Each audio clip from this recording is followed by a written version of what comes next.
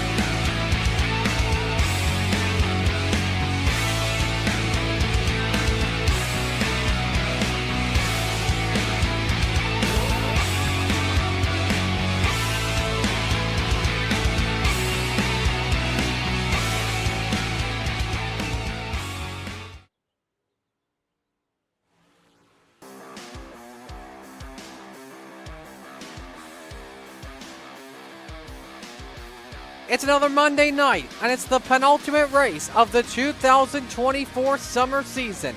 We welcome you to Cedar Lake Speedway in Wisconsin for some awesome action on this Monday night. Coast to Coast Racing League Open 358's around the corner. We've got 360 Rebels and Renegades later on tonight, and it's going to get better and better and better as the night goes. But I think we got a banger to kick things off here at Cedar Lake Speedway. As we're so glad you could join us here on the Coast to Coast Racing Network and Slide Job Racing Network. Marty Sakala with you. I'm all by myself for right now. We'll see if Shaggy joins me later on tonight or even any of the other booth boys join me. Well, we got a lot of great stuff to talk about here after last week. We began the points battle, 2 races left to go, and we are in drop week mode. Qualifying just about set to begin.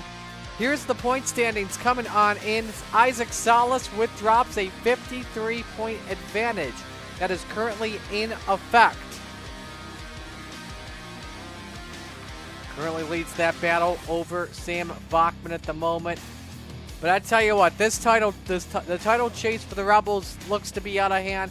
But man, let me tell you something. When we get over to later tonight, the Renegades, we've got a whole lot to talk about. That's why that's the main attraction of the night. But qualifying just about underway right now at Cedar Lake for our Open 358s. 33 drivers with us tonight. We may need a C-main for this situation. That is awesome to see.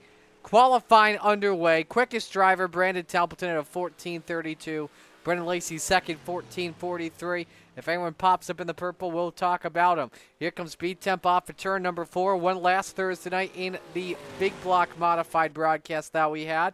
100 grand Joseph Grandy goes second quick. Clay Christopherson second on lap 2 at a 14:33.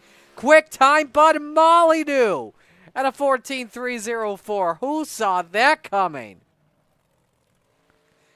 Trevor Giroux coming across the checkered flag. The Philly Flyer looks to improve his lap, and it's off 14:57 as the times continue to clock in.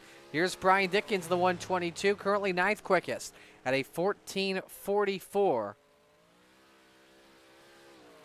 So we have 34 open 358s on hand, which is awesome. Sam Bachman, 11th quickest on lap 1 at a 14:45. Logan Wentz just came across the line for lap 1, 27th of 14:62.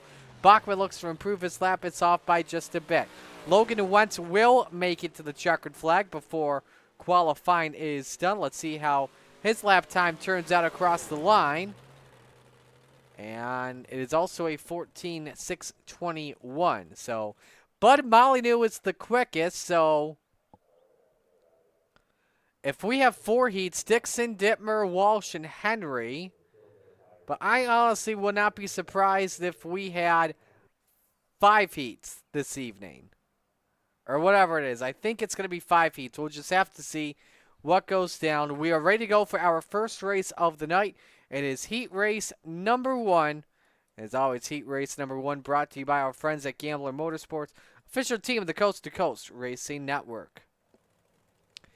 The Snake, Jake Henry on pole position, the 171 to his outside. Sam Bachman second in points in the 107.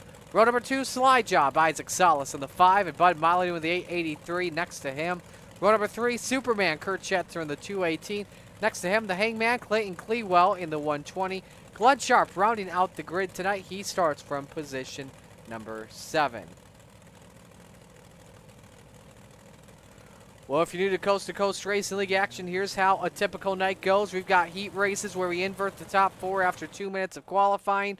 That is 6 laps for modifieds, 8 laps for heats. We take the top 4, put them in the feature. Then later on, we've got a B main that is 8 or 10 laps, 8 for modifieds, 10 from sprints, depending on what is the car count for tonight. Then our feature, 30 for the 358s and our 360 Rebels, 35 later tonight for the Renegades division. As the Steve King Foundation pace car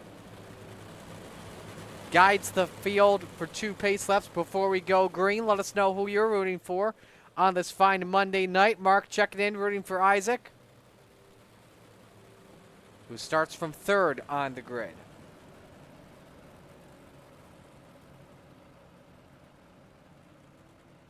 Well, the winner of this feature tonight will start on pole position. We're about to find out who it is as the pace car comes on to pit road. Green flag is out. Heat 1 is underway.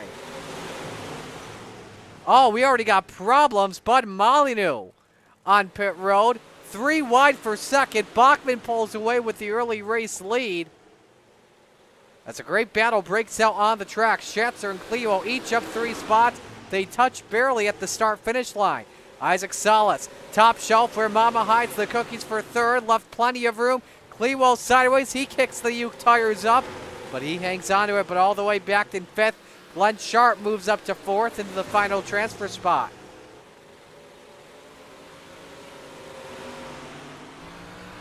Clewell looks to take that away. Downstairs for 4th. On the 99 of Glenn Sharp and the Hangman, Clewell takes it away.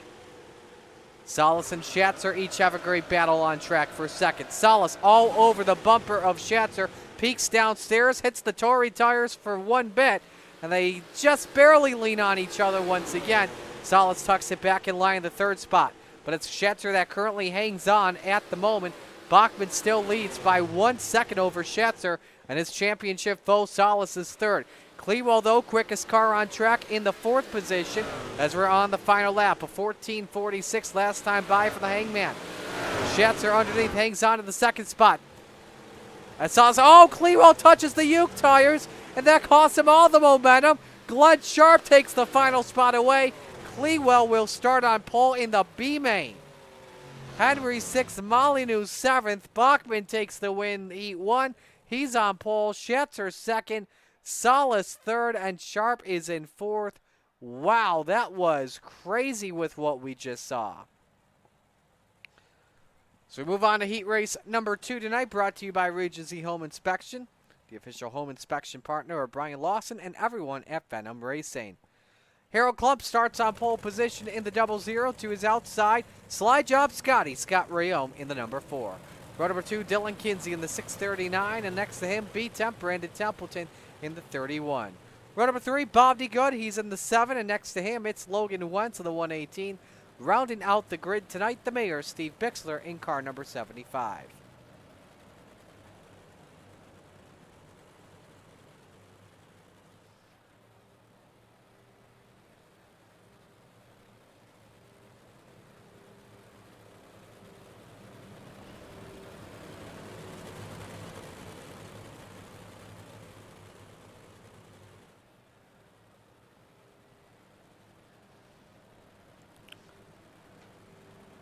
So the winner starts on the outside of the front row for tonight. Jason Butterfield checking in, rooting for Venom Racing. Butters, I'll see you on Friday at Brewerton when CRSA comes to town. So Klump and Rayome make up the front row. Green flag is out for heat race number 2. Templeton already leaning next to the wall in turns 1 and 2. May cost him the 3rd spot, the 639 of Dylan Kinsey. Off the corner, lap number 1 on the board. It's led by Harold Klump, but Scott Rayome wants to take the race lead away for the 00. Is he able to offer 2? Not just yet. Full throttle teammates Duke Yetta for second with Templeton on both the tails of the 4 and the 639. Now B-Temp kisses the wall with the rear end, is able to hang on to it, but down to the final transfer spot. Has a couple of car lengths, though, on Bob DeGood. Templeton high, wide, and handsome off of turn number 4. Can he grab 3rd? Not just yet. Back to the race for 2nd. Rayome now up on the wall. Nearly rode it throughout 1 and 2, which could have cost him 2nd to Dylan Kinsey. The teammates have some neck code for just a moment. Kinsey, though, able to hang on with 2 laps to go in heat 2.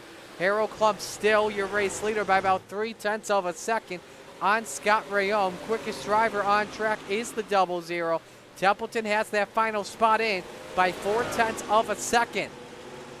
Trying to grab an insurance spot, though, on Kinsey. 1 lap to go. Here come Bob DeGood and Logan Wentz. Could they go 3 wide for 4th on Templeton? DeGood is right there on the 31. Does he send it at 3 and 4?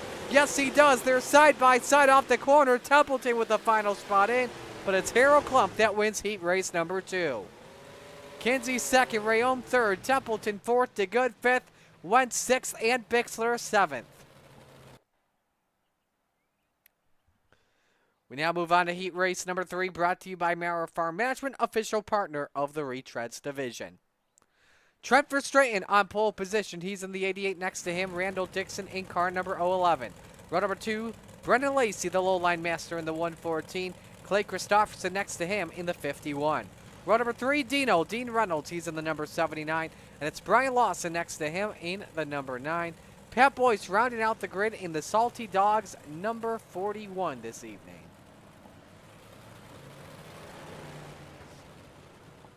Butters says hopefully we'll see him on the track after he wins the track championship. Yes, hopefully. I need to text Junior, by the way. Tell him expect a message from me later tonight. Just a FYI.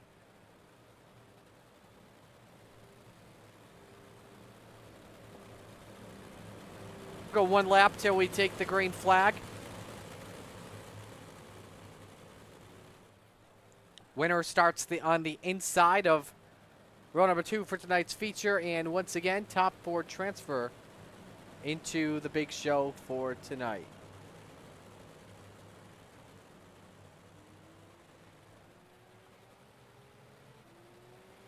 Green flag, Here we come for the green flag for heat race number 3.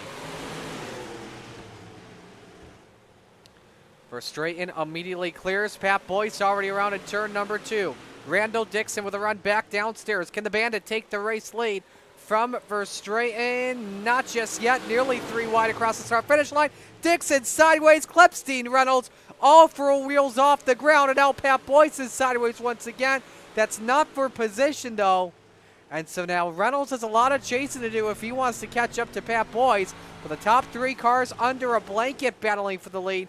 Clay Christopherson up to third. Verstraeten taps the wall. He falls down third to third. And Brennan Lacey wants the race lead from Christopherson. But can the man that started fourth thanks to the heat race invert take the lead away from Brennan Lacey? We'll have to find out. 2 to go. Coming to the white flag this time by wheel to wheel into the corner. Oh, Lacey caught the touring tire. You saw how sideways he got, but I don't even think he lost any momentum. Found a way to catch it.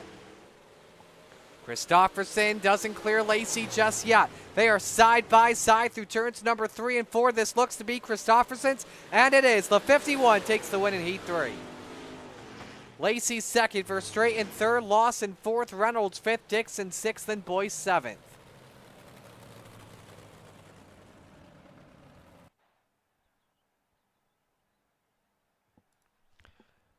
We now go on to heat race number 4. Here's how they line up. The Philly Flyer, Trevor Giroux, is on pole position for heat race number 4 to his outside. The Spider Monkey, Brandon Dittmer, in car 83. Row number 2, Brian Dickens in the 122 to his outside. It's Michael Vitale, the jokester, in the 213.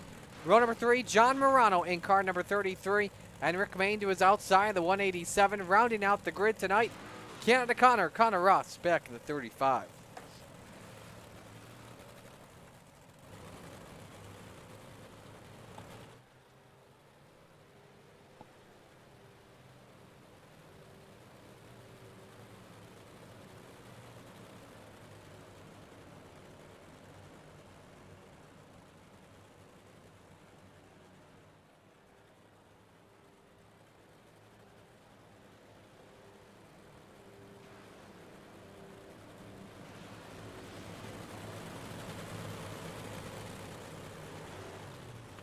So winner starts outside of row number 2 tonight.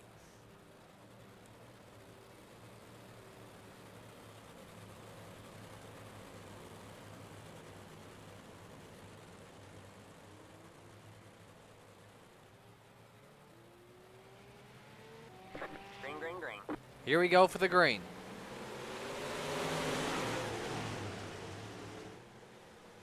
Again, top 4 transfer tonight's feature. Giroux immediately clears Brandon Dittmer off the corner. Side by side for third, Vitale and Dickens. Dittmer gets a little bit sideways, forces 3 wide for second. They all come to blows. Everybody, though, finds a way to keep it straight. And somehow hanging on for dear life is both Dittmer and Vitale. John Morano trying to close in for that final transfer spot. The 2 bang Nerf bars again. Both of them hanging on. Here comes Morano. He wants a crack at it. Touches wheels, and he's got problems with the car. Rick Main also collected. The left front gone off the 33. Once he made wheel-to-wheel contact, that messed him up. Dittmer's car nearly messes up in turns 1. That car got sideways, and I thought it was headed to the pits. But somehow, Dittmer was able to find a way to catch it. Now is Connor Ross able to close in on the man with the final transfer spot. We'll have to see. Trevor Giroux still leading. Just had the quickest lap last time by a 1/10 of a second. Gap is nearly 1 second on Brian Dickens. Final lap underway. Vitale looking for a second on the 122. Maybe just best to follow him at the moment and not play the risky game. Off the corner, checkers wave. Trevor Giroux, your Heat 4 winner. Dickens second, Vitale third, Dittmer fourth, Ross fifth, Main sixth, and Morano seventh.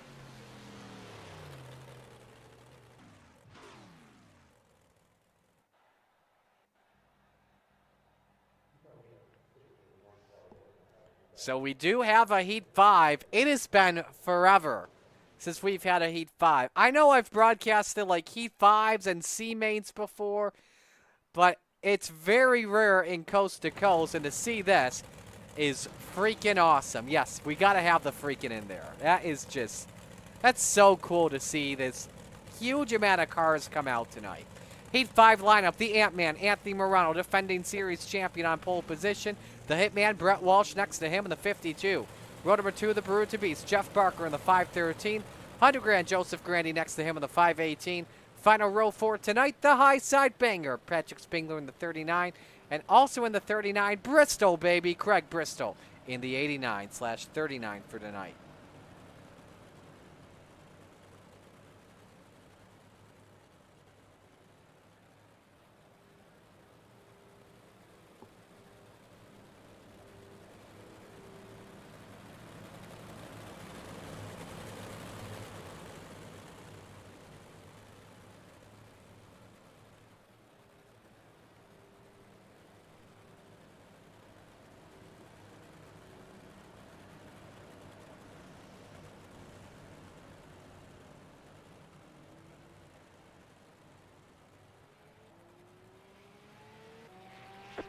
Here we come, green flag for Heat 5. Winner starts inside of row number 3 underway. Walsh really high up on the racetrack. Can he use the bank to propel him out in front of Anthony Morano? Stays wheel to wheel into turn number 3, but made sure Morano didn't have a lot of room because of that. Walsh with a lot of contact, and he falls all the way down the final transfer spot with a lot of company from both Bristol and Spangler. Oh, Bristol contact, and Spangler goes around. And so the man battling for a Renegades championship may now be forced down into the C main tonight, where he'll have to play a lot of soup. Joseph Grandi, meanwhile, looks for the race lead on Anthony Morano. Can the 518 Inferno Motorsports entry put it out to the point? You bet, at the halfway point. Although Grandi that last time by a 14:52, Morano a 14:66. Barker watches back to the third position, lets the top two race at it. The bottom two grooves really coming in handy at Cedar Lake Speedway. Let's go behind them for third. Walsh tries around the outside of Jeff Barker. Punches the wall, hangs onto it though for right now. 1 lap to go in our final heat race for the Open 358s. Grandi versus Morano. Make your bets off at turn number 4. Morano, does he have the last lap pass? Set him off the corner. Yes, he does. Morano with the win by 0.08 of a second. Grandi second, Walsh third, Barker fourth, Bristol fifth, and Patrick Spangler sixth. That was phenomenal.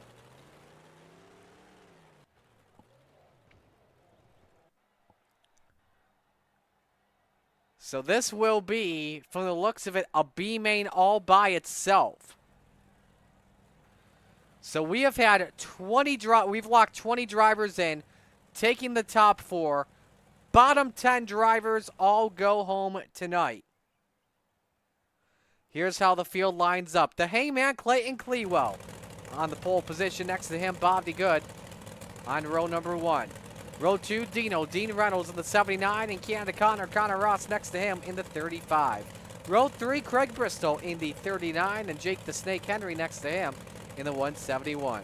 Row number 4, Logan Wentz in the 118, and it's Randall Dixon next to him in the 011. Rounding out the top 10, it's Rick Main in the 187, and the high side banger, Patrick Spangler in the 39. Row 6, Bud Molyneux was quickest in qualifying. He's in the 883, and the mayor, Steve Bixler, next to him in the 75. Rounding out the grid for tonight, Pat Boyce in the 41, and John Morano in the 33. We'll watch the 4th place driver after lap number 1, but man, you got to have a really fast car if you want to contend for the show tonight. That's what it looks like from the looks of it. And you don't want to be in that lap 1 accident.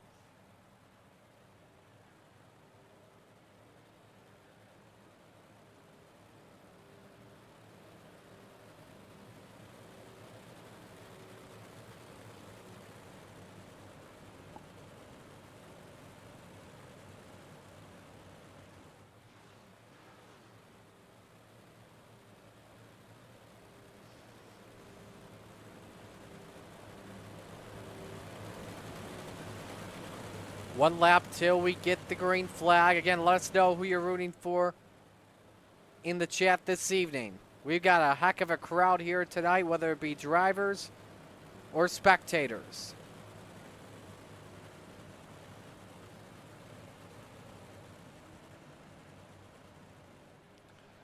Here we come for the green flag. Clewell, Andy Good, your front row. Last chance showdown underway.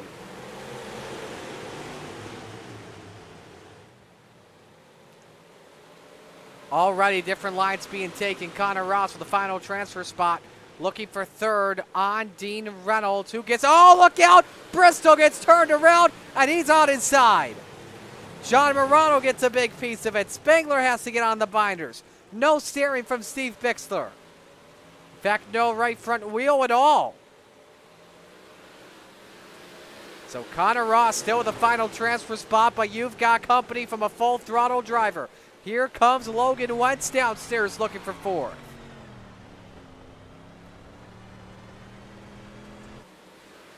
He take it away off the corner, not just yet. How bad do you want to make it in the show? Oh, they nearly touched down the back chute. But Wentz looking really good in the corners at the line. I think it was Wentz by in the thousandths. Down the straights, it looks like Connor Ross is a lot better, but in the corners, it's all Logan Wentz. Bob DeGood hanging on for second, but Dean Reynolds wants a better insurance spot. Here comes Wentz, though, underneath for third. Don't want to take out your full throttle teammate, though. Y'all are looking really good in third and fourth. So Connor Ross is the first driver out at the moment. And it's his turn to hang on.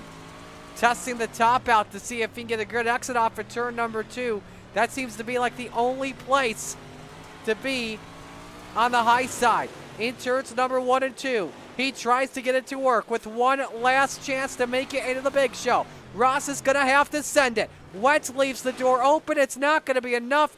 The Hangman takes the win. The B-Main, DeGood second, Reynolds fourth, Wentz fourth. They're in the show. The rest will either have to prepare their sprint car or have a drink at the bar early.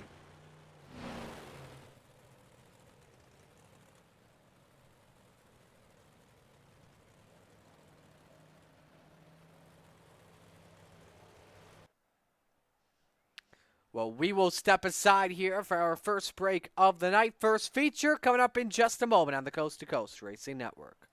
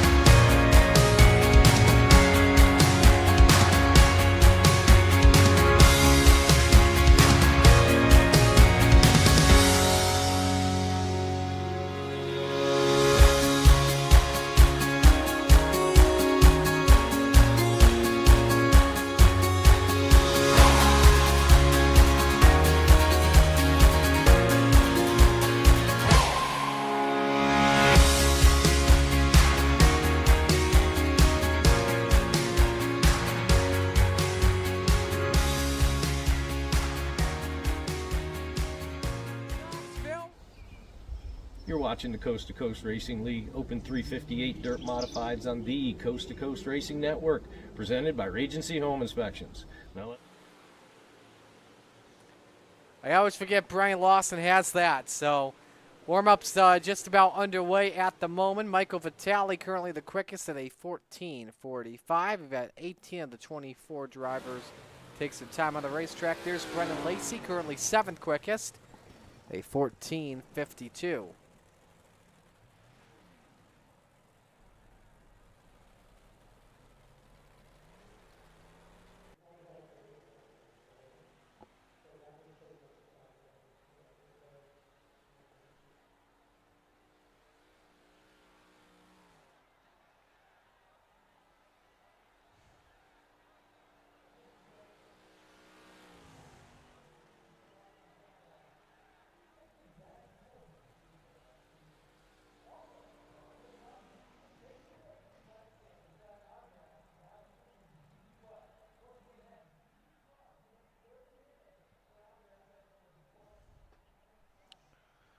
So it looks like drivers have said we're good. Let's add the fuel and get ready for the show.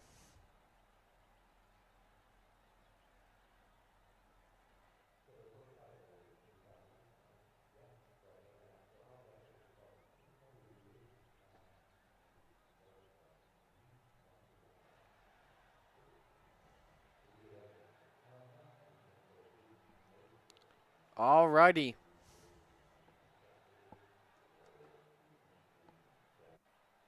So we are set to go for our first feature of the night. Let's meet the field and give you the RSN Trackside starting lineup.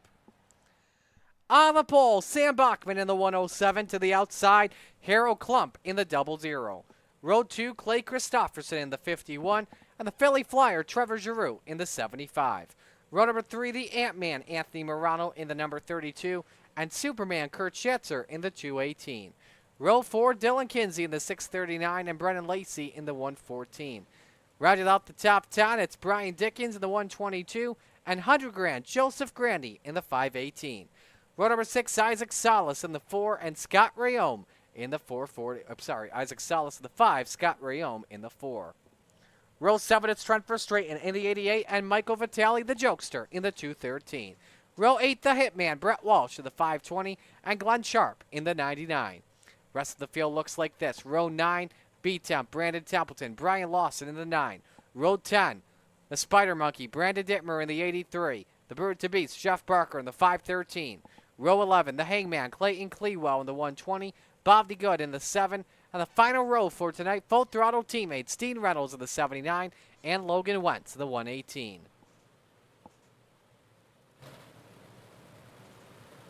As the field rolls off, as we get set to green, a reminder of what the point standings look like coming on in as we're in our first of 2 drop weeks. These are the points coming in with the drops already in effect. Salas with a 53-point lead on Sam Bachman.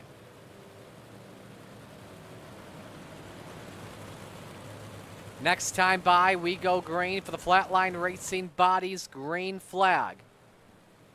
Penultimate week of the summer season for the Coast to Coast Racing League. Monday Night Madness for the Open 358. Steve King Foundation Pace Car accelerates. Sam Bachman, Harold Klump set to bring us to green. First feature of the night at the lake. It's time to get it on.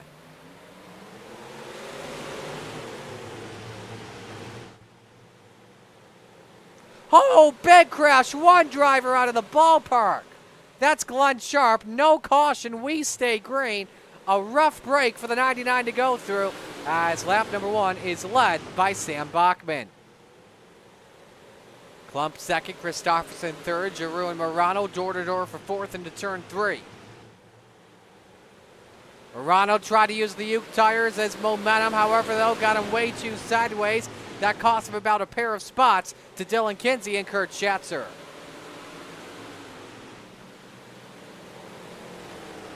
Bachman continues to control the field. Harold Klump moves up to second.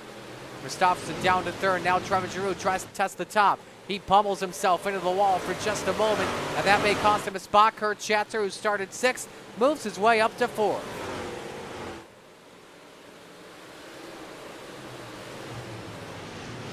Four laps complete in this 30-lap feature. Christopherson with a run back downstairs on Klump for the second spot. On board with the driver, the full throttle 51.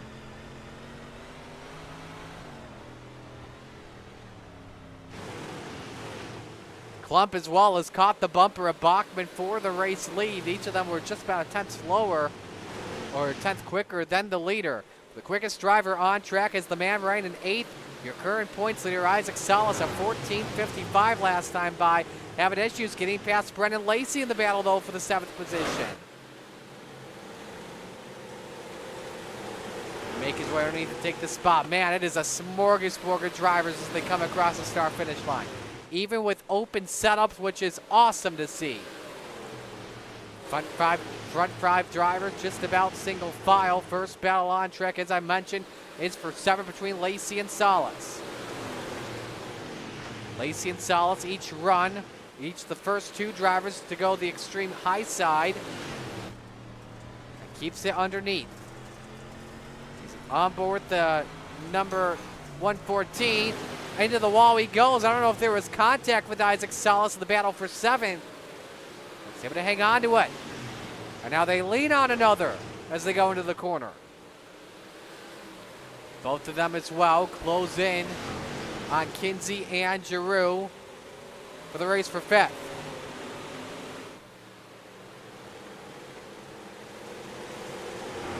Lacey a chance on that neutral groove to take the spot away at the line for 6th. Kinsey hangs on for right now. 11 laps complete. Who is the best driver on track right now for the 5-lap average? Look how tight it is amongst the field. It's a fun race for sure. Right on board for the Chapman Racing drone in this race for fifth.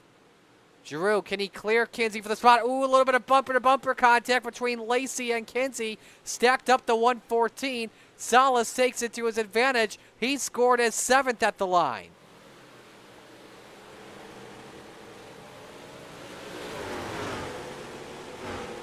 Sam Bachman still the race leader. Next time by, we're halfway home. A 0.3 of a second advantage on Harold Klump. Last place driver Brandon Dittmer is the last driver on the lead lap.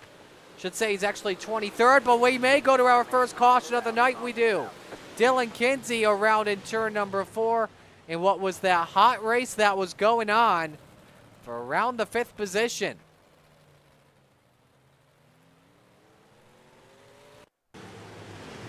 So great to see the first half in the books. Saw Joseph Grandy lose a left front tire in that deal as well. Unfortunate circumstances for the driver of the 518. Another look here with Kinsey. Ooh, Salas just gave him a brief little nudge. That was enough to send him around. On board Joseph Grandy. There goes the left front.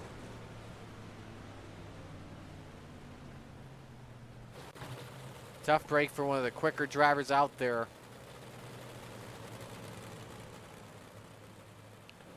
So we'll have our first double file restart of the night coming up in just a moment. They should take the white flag this time for 1 to green.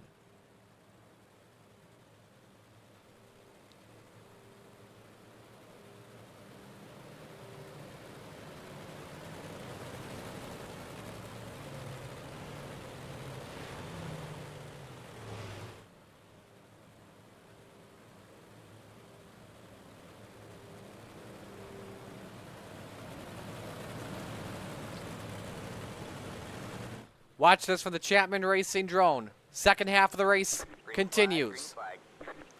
Bachman holds serve. Christofferson looks for second. Teammates with Sam Bachman. Lacey up on the wall. He's able to hang on to it and keep it straight. Schatzer up to 4th, but how about the driver in the 9th position as the field accordions back? Dean Reynolds started back in the 23rd position. And he is up to 9th. He's got one of the fastest cars on the racetrack right now. That restart was just what the 79 needed.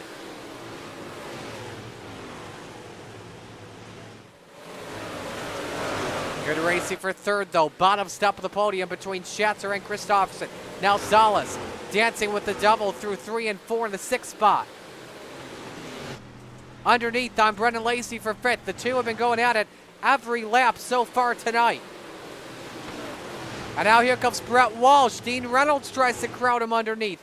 That's the race for the 8th spot. Nearly 4 wide off the corner. Still 3 wide to turn 1. The two bang Nerf bars again in the corner. And Walsh ain't giving up one bit, that's for sure. On board with the Hitman. It's probably why they call him that. They like to hit while find a way to keep it straight. 2 touch once again for straight-in touches with Reynolds. Pretty much bumper cars from 7th on back.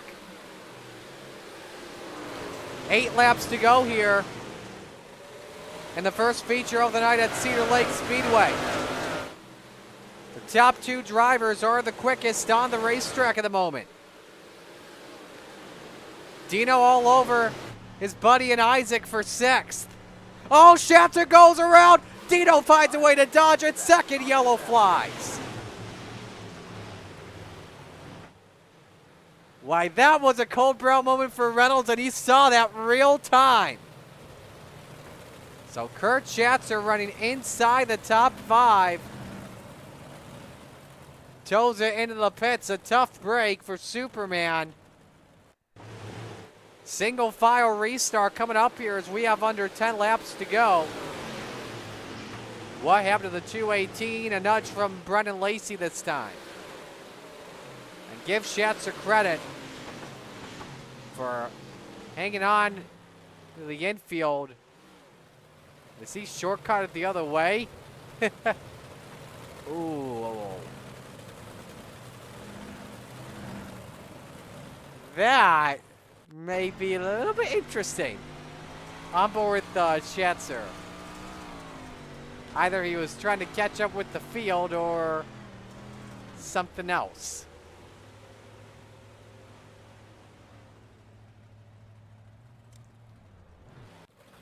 I think he was just trying to catch up with the field.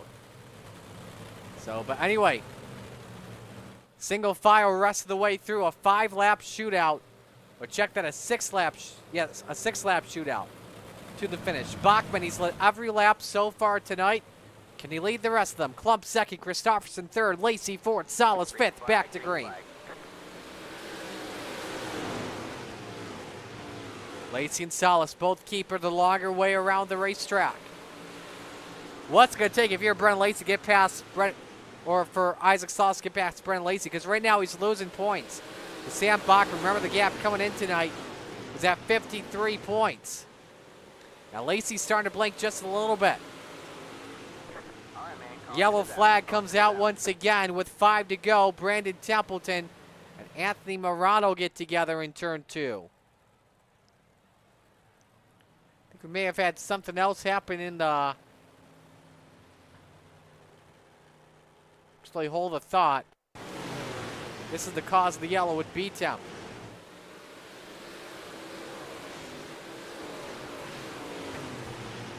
Clayton Cleo caught him. Scott Rayon got some good damage in that. There's Anthony Morano with absolutely nowhere to go in car 32.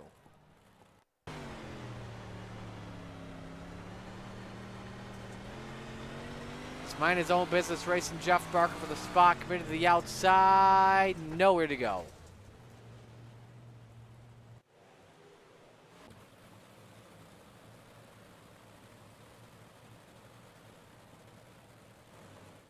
So another restart for Sam Bachman.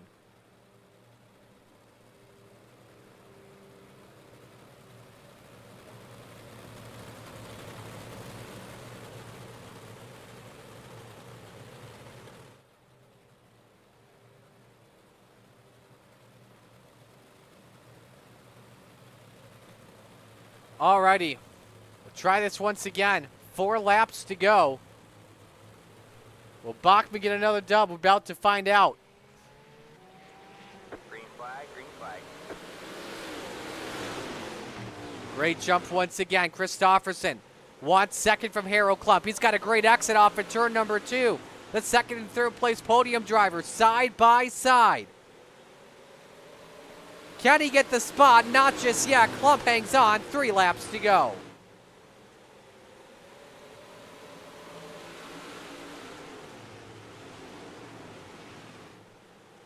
Ooh, that is very tight racing. Christopherson up to second. Klump had the rear wheels, left it off the ground thanks to Brennan Lacey. 2 laps remain. And now Christopherson all over the back of Sam Bachman. Caution flag waves just as they were coming to the line. We're going to overtime. From the looks of it, it's Trent Verstraeten, Logan Wentz, and Bob DeGood. I don't think that's what you want if you're Christopherson. You were closing in and had a really good chance at that win over Sam Bachman. Here's the look. Verstraeten gets turned right in front. Leo up on 2 wheels. You see Vitale also get a piece of it. Bob DeGood on the binders. Let's go on board with Verstraeten.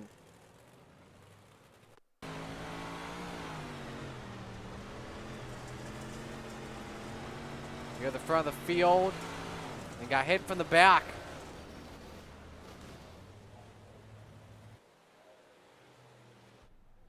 See what this angle shows us.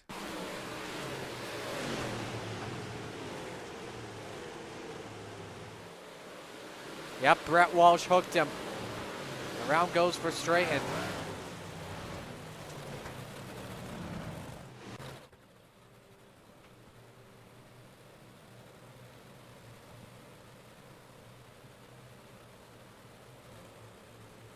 All right, first of two attempts at the green-white checkered. Bachman looking for his third win of the season. Christofferson looking for win one. A great restart for the 107. Isaac Salas for the podium on Harrow Clump. Takes it for right now. That's much needed for the driver, the number 5. To keep the points distance near where it is. Final lap underway. Out in front, though, it's Sam Bachman, the driver of the Full Throttle Motorsports. Number 107 through 3 and 4. It's an FTM 1-2 finish. Sam Bachman to victory lane. Christofferson second, Salas third, Clump fourth, and Dean Reynolds from 23rd to 5th, ladies and gentlemen.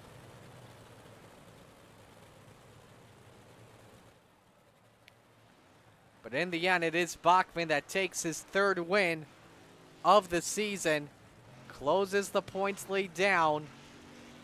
Although Salas has a solid gap going into next Thursday night next Monday night at Fallujah Speedway Park. As you see, the top 10. Give credit to Clewell as well, who started 21st and finished 9th tonight as well. Brett Walsh, Jeff Barker, all with good runs too. The heartbreaks from 20th on back. Brendan Lacey, not too sure what happened to the driver of the 114. I'm going to have to take a look here, as that was a driver running near the front contending for the win.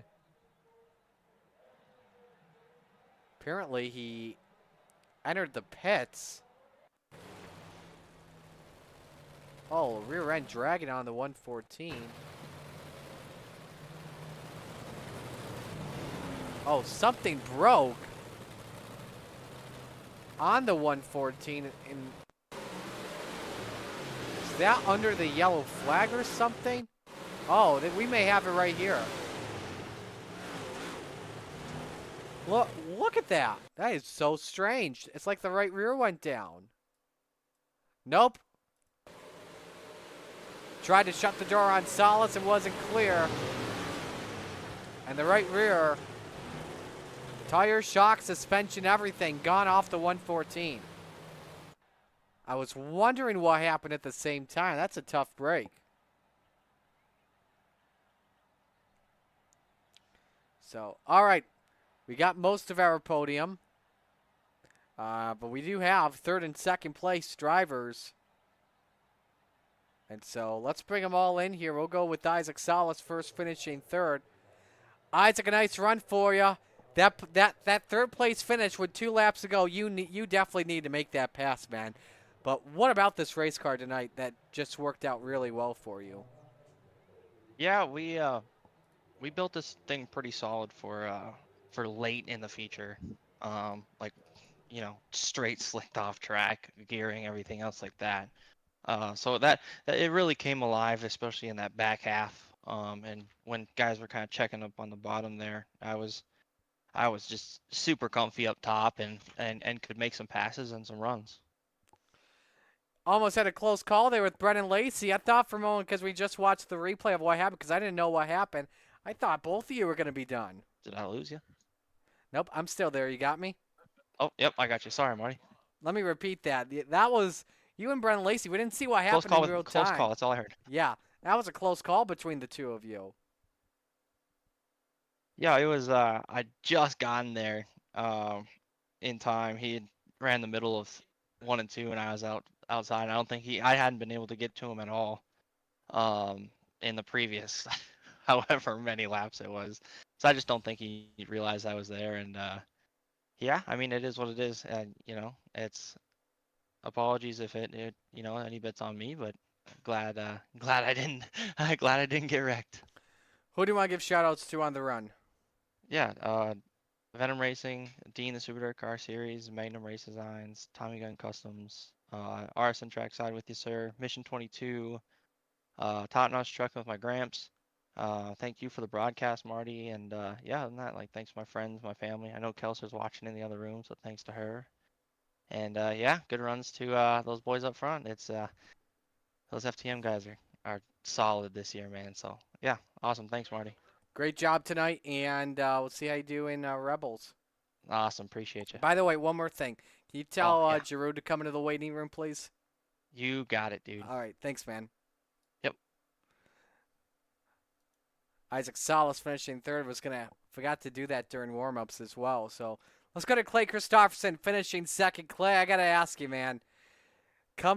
In regulation, coming to the white flag before the yellow flag flew, did you feel like you had a chance at Bachman to steal that win? Oh yeah, I had a run and I was just praying for it. Then I figured he'd go up there and block, which no big deal, but his car hooked up just as good as mine was, and there was no passing then. But yeah, as soon as I went up there and experimented, and I was third, I could have stayed there, but I wanted to see if I could get up to Sam, and I went up top, and she hooked up and went. Yeah, I could tell what you're talking about there. But FTM were hooked up tonight. I mean, obviously a 1-2 finish, but also Dino starting 23rd and finishing 5th at the end. Yeah, he was. We know he wouldn't stop talking about it all the way up. Is this dang it, I forgot what I was gonna ask you. I'll figure it out in just a moment. Who do you want to give shout outs to though on the car? All you guys for putting this on in the broadcast, and all the guys at FTM, Sam, Dino, for finishing up with a win and a hard charger, and then Swan Speed Shop. That's what I was gonna ask you. Is this the baseline setup you guys were using from Swan, or were there a little bit of tweaks to it? There was a little bit of a slick tweak, but that's just for my driving style. I usually tighten up the car a little bit more. Other than that, yeah, just Swan stuff for his 358s and big blocks. Alrighty, man. We'll let you go. Great job tonight, and best of luck in the sprint cars. We'll see how you do there. Thank you. So Clay Christopherson finishes second. Now we go to victory lane to talk with your winner, Sam Bachman. Sam, your car looked flawless tonight. How about that performance? It was pretty good. Really, that bottom middle really started taking rubber, so it was really fast. And I mean, car felt amazing all night. And I seen Clay on those last few laps go to the high side, and then that caution came out. And told myself, I was like, I'm gonna hit this bottom one more time. If he gets a good run up there, I'm gonna have to go up there, because if I don't, he's gonna pass me. And I went up there, and I mean, just had to do what I had to do, I guess. Christopherson, I'm not sure if you're aware, but Christopherson had a big run on you there coming to the white flag, and I thought for a moment it was going to be a tight battle between you two before we had the yellow to go to overtime. Yeah, I thought he was gonna get me right there for sure. I mean, he definitely had the run. He probably would have if that caution didn't come out, but caution saved me, that's for sure. How about the team performance here tonight as a whole? Obviously a 1-2 finish. Dino up 18 spots tonight. You guys looked incredible. Oh yeah, I'm proud of the guys. We did a pretty good job getting up there, and Dino, yeah, coming from 23rd all the way up to 5th. I mean, wow, that's pretty good. I mean, a lot of people in here, these are pretty good guys, so it's pretty good if you can do that. Well, next week, got Volusia. You closed in a little bit on Isaac Sauce for the championship, but he still has a pretty good lead. I know you're praying next week that something happens and you can use it to your advantage.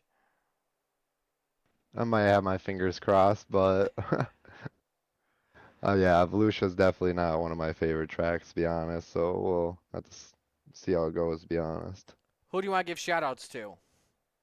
All the boys over at FTM, Gunner at Swan Speed Shop, Dean over at Super Dirt Car Series, Expert Installation, Marty U for broadcasting, and Coast to Coast.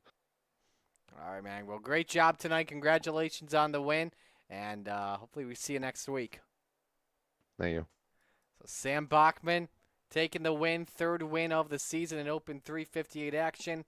We're going to step aside and go to break. When we come back, it's Rebels time. Stay with us at the Coast to Coast Racing Network.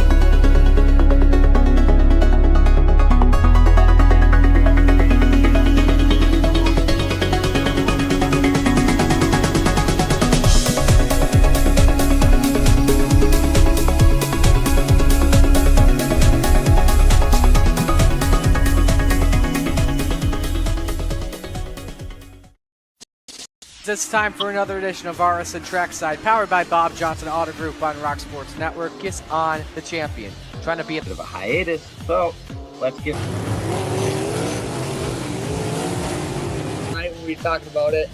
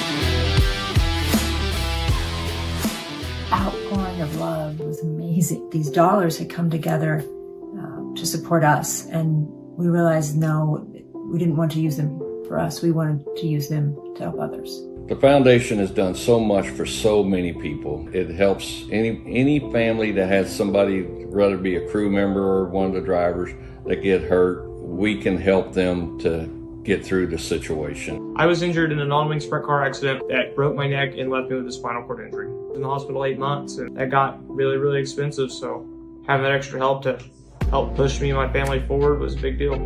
I was involved in a pretty gnarly sprint car crash. Found out my brain was swelling and bleeding. Pelvic bone was broken. I had 2 cracked vertebrae on my back, and I was in the ICU a little over a week. The Steve King Foundation reached out to my parents. We received a donation from them. Immediately they started me on what's called neurofeedback, and insurance did not cover the neurofeedback appointments. So we received another donation from the Steve King Foundation. It really helped a lot, and I just want to say thank you from the bottom of my heart to the Steve King Foundation for everything that they have done for me. This last Sunday, I got to turn laps in my modified here. That was my first laps back in a race car since the accident, and I truly believe that if it wasn't for the Steve King Foundation, I wouldn't be able to do that or be where I'm at today. Yes, Steve's death is the reason the foundation exists, but it's Steve's life, and it's the lives of racers everywhere, is the reason we're able to do the work we do.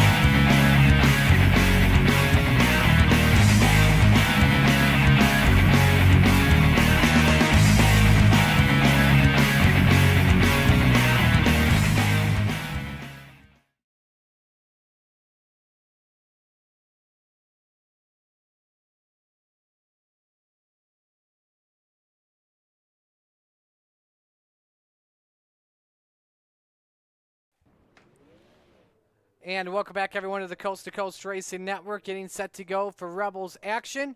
And I actually have a guest with me in the commentary booth. He told me, I think it was last weekend, he's always wanted to try this out. And you know what? We're going to give him a shot in the booth tonight, since I am Mr. Lonely up here. Trevor Giroux joining me here. Trevor, welcome welcome to the broadcast booth, man. What do you think of these digs? Man, thanks so much for having me. This is gonna be fun. I'm a little nervous. I've never done this before, but I've always wanted to try it out, and I think it'd be cool to get like I know you're a driver, Marty, but get like a driver's perspective, in the booth here. Of course, like I say, you're a driver too, so we already have that. But what's wrong with two, right? Well, you're more the driver than I am, so you get to give us a lot better perspective than what we have coming up here in just a few moments. So let's talk about the Rebels. 25 drivers with us, and all this season, it's been pretty much Chad Griggs. He's been unstoppable. 6 wins in, actually, in the 7 races that have been counted for points, he's got 6 of them on the season. And he comes in with nearly a 90-point lead, 88 points up on Gavin Chatham. Wow. So there are the standings coming on in. As qualifying is just about set to begin, we'll get you the first driver we'll watch on the track. That driver will be the driver of the 831 Baylor Dirt Ride. That is Tyler Flynn. Bring up your favorite driver and how they do here in qualifying. If somebody's purple on the bottom, they're working on a quick time. Here comes Flynn off for turn number 4. Chris Schaefer looking pretty good. And Schaefer puts her to the top on lap number 1, 13:02. Anthony Morano, 12:93. Joseph Grandy second, 13 on the dot. Coming to the checkered flags. Schaefer moves back up to second. Quick time, Connor Ross. How about this lap time, a 12:86 for Canada Connor. That's a fast one there, Trevor. But Trent Verstraeten answers back. Wow, 12.850. He's one to look out for, Marty. Yes, he will be a threat tonight, that's for sure. But then you got Chad Griggs, who just went quickest. 12:795 on lap number 1. Without question here, the driver, the Scott Tomasin Racing 27 here, Trevor, he is ready for Renegades. He certainly is, and with that 12. Wait a minute! Oh, look at that. J.J. Odell over the wall. It goes quickest, Wow. 12:65. That's a stunner. What a lap by J.J. Odell. Wow. This is going to be one heck of a race, Marty. The jet plane at it again. 12:648.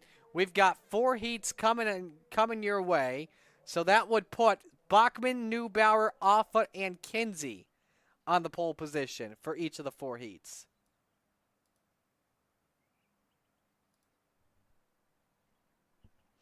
So that's a little something to keep your eye on there. J.J. Odell could be a threat. We're ready to go for our first heat race of the night, brought to you by Gambler Motorsports. Here's how they line up. Bachman on the pole in the 107. I don't think anyone expected him to go at it in a sprint car tonight. Next to him, it's Lucky Tyler Luce in the 003. Row number 2, it is Canada Connor Ross in the 35. Next to him, the jet plane, J.J. Odell in the 38. Row 3, Greg Parmalee in the number 4, and Brian Lawson next to him in car number 9. Rounding out the grid tonight, the Outlaw, Preston Cranmer, in car number 77.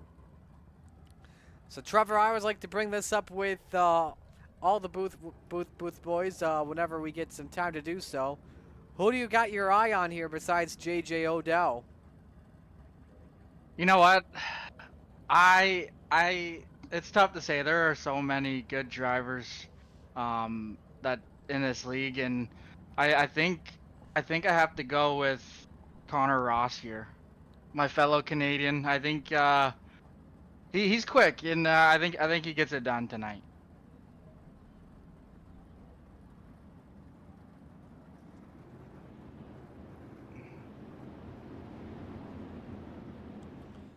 Connor Ross has won in the past, obviously, in sprint car racing. Will go from 3rd in heat race number 1. And, of course, all the drivers here with the chance at pole.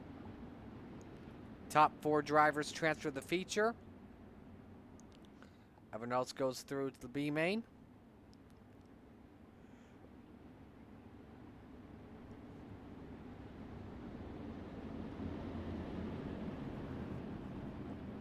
Again, let us know who you're rooting for here tonight. Brad Waite checking in, rooting for Inferno Motorsports. Brad, hope you're doing well. Been a while since we've talked. And so the field, 2 by 2 through turns number 3 and 4, set to take the green flag for our first heat race of Rebels tonight. Bachman and Lucy bring us to green. We're green.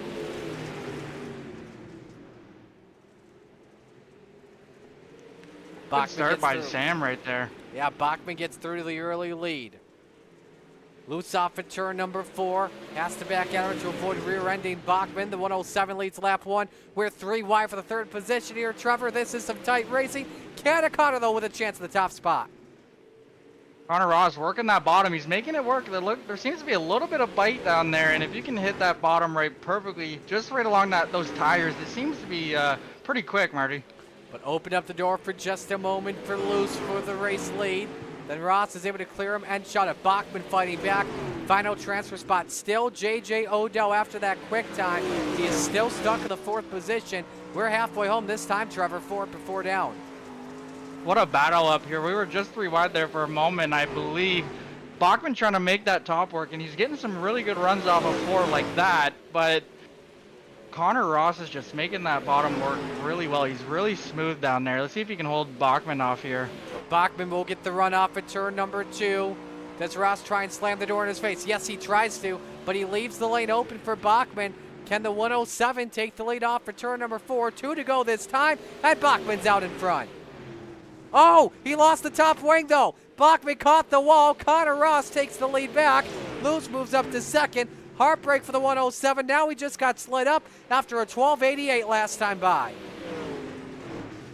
That's unfortunate, but look at Bachman. He's still there. He's making that middle work now. He had to lift off the throttle, though, as they come through turns number 3 and 4. Connor Ross to the checkered flag. Barely hangs on over Luce. He starts on pole.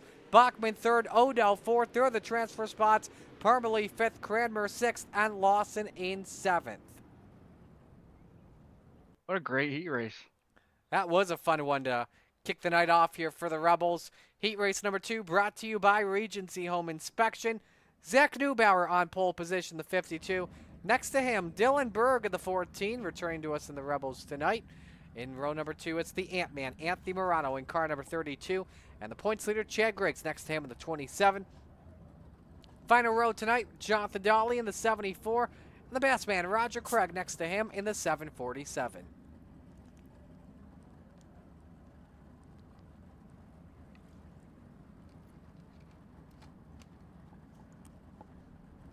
Who's your one to watch here, Trevor? We all know row number 2 is going to be threat here in Griggs and Morano, but who else are you keeping your eye on tonight?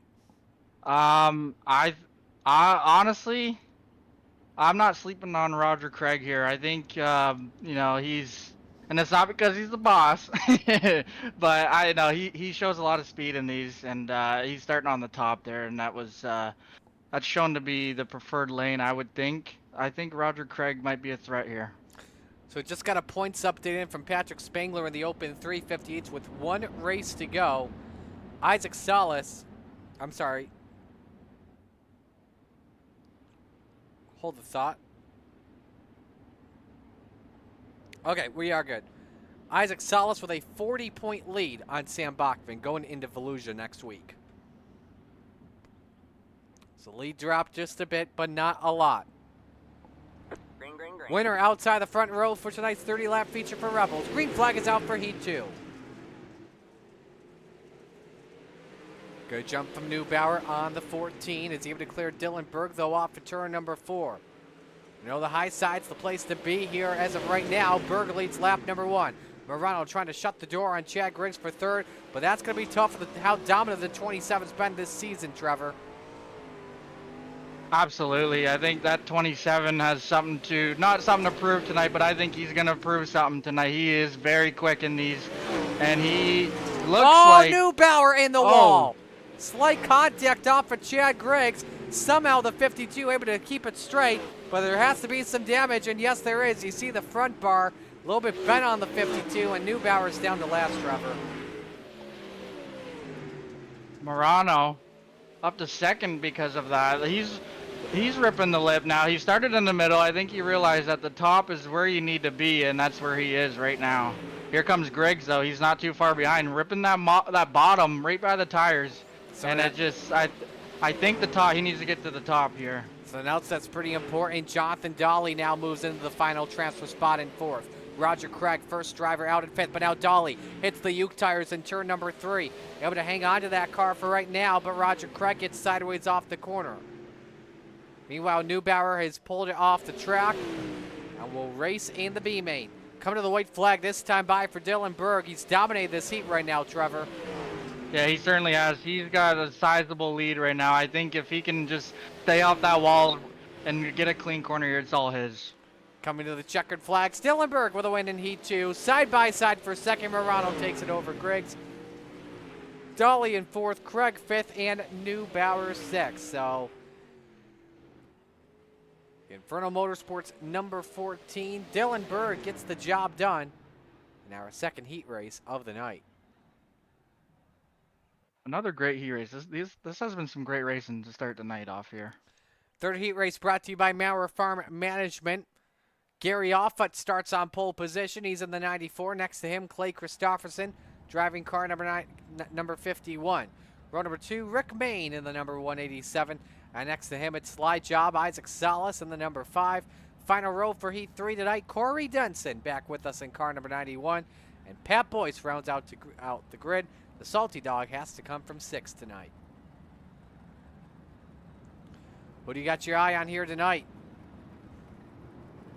You know, this is a really good heat race. I think there's, you know, every single driver in this heat race can win it. I think I'm going with Isaac Salas here. He's proven day in, day out that if it's got 4 wheels, he can win in it. So that's my pick for this one. From the looks of it, Christopherson and Salas both with EOL penalties. So that puts Pat Boyce up to the 2nd spot when we take the green. Could be looking at a really good starting spot, but we'll have to see what goes down here, Trevor. Most definitely, but I think those are 2 drivers who can absolutely win from the rear. So we'll see what happens here. So Offutt and Boyce will bring us to the green flag. Winner starts inside of row 2. And again, the top 4 transfer tonight. Green flag is out for Heat 3. Good start by Offutt. Here comes Main looking for 2nd, nearly 3 wide for 4th. And Clay Christopherson wasting no time, trying to get into the final transfer spot over Denson. And that's the case. The FTM 51 up to 4th, Salas to 5th. Denson drops down to 6th as it's off for that leads lap 1, but he's got company. Rick Main underneath for the race lead, Trevor. Yeah, look at these guys running the top here.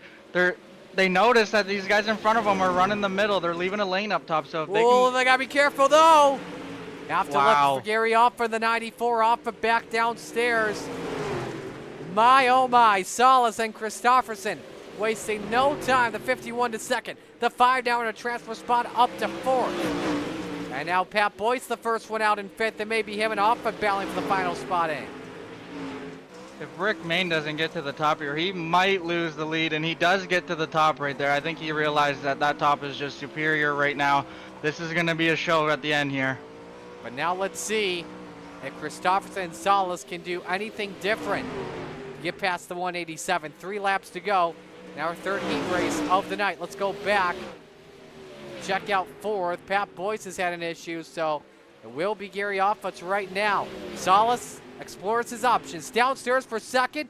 Thinks about the slide job. Christopherson, though, caught the wall. Advantage Salas for P2 with 2 to go, Trevor. Salas doing what he does best. Throwing sliders. He's up to 2nd now. Not enough time, unfortunately, but from the rear to 2nd, that is absolutely awesome. Needs to hope for a Rick Main mishap as Salas sends it into the corner. Checkers wave. Rick Main takes the win in our 3rd heat race. Salas 2nd, Christopherson 3rd, Offutt 4th, Denson 5th, and Pat Boyce is 6th.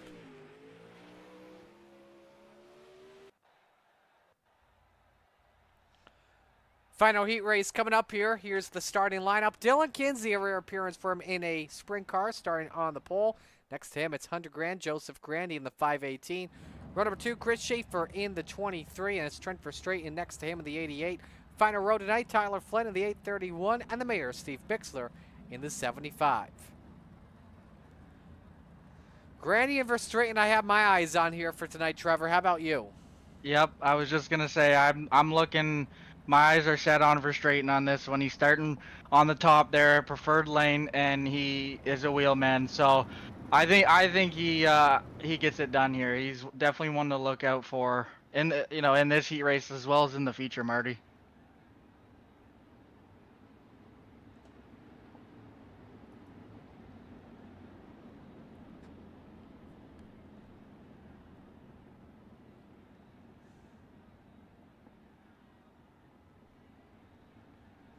So winner starts outside of row number 2.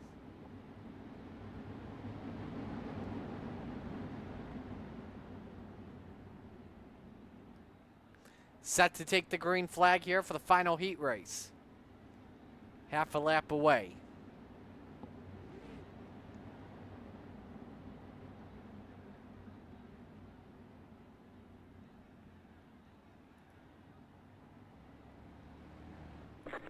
Green. Here we go for the green. Oh my, four wide. No time. For a moment. Oh, wow. Grandy, man, oh man. Bumper cars in 3 and 4. Oh, look out for Verstraeten with a heavy impact. Hello, B-main for Trent, but Joseph Grandy underneath for the lead. Slide jobs on Dylan Kinsey. And the number 518 puts her out front.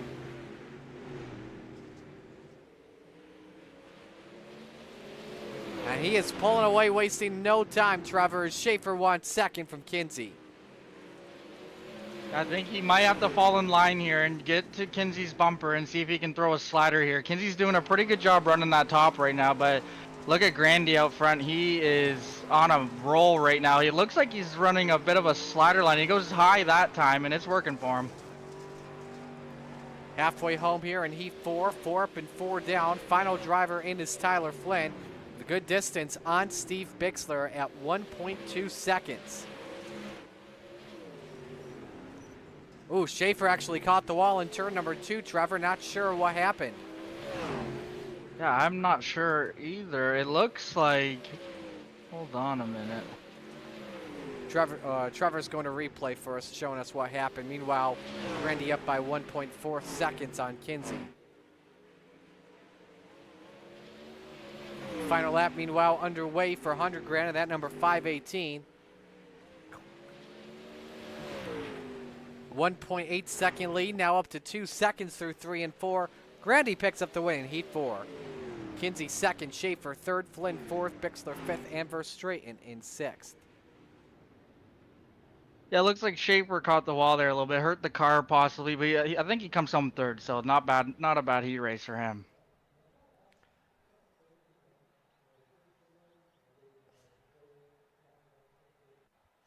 So now we go to the last chance showdown. Top 8 transfer. If you finish last, you're done. Here is how they line up for the B main. Greg Parmley on pole position in car number 4 to his outside. The Bassman, Roger Craig in the 747. Row number 2, Pat Boyce in the 41. And the Mayor, Steve Bixler in the 75. Row 3, the Outlaw, Preston Cranmer in the 77. And Zach Neubauer in the 52. Row number 4, Corey Denson in car number 91. And Trent Verstraeten in the 88. Final driver to grid tonight, Brian Lawson in car number 9. This will be a fun one. Obviously, Trent Verstraeten will be driving angry. That's without question. But who are you watching closely that could make it in barely? Honestly, I'm looking at Brian Lawson here, as well as Trent Verstraeten. I think, obviously he didn't have the heat race he wanted to, so he's going to be a man on a mission. I think Lawson is as well. Both two great drivers, so I have my eyes on those two guys.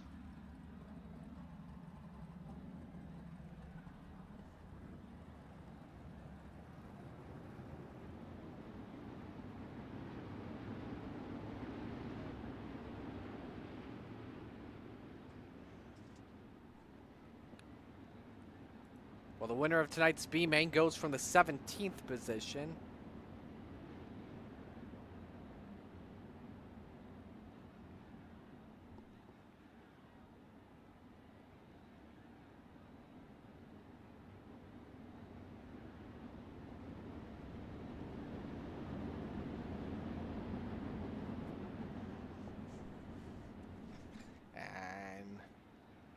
Bring the pace truck onto pit road this time by. We'll focus on the driver in 8th after a lap, and actually developing story.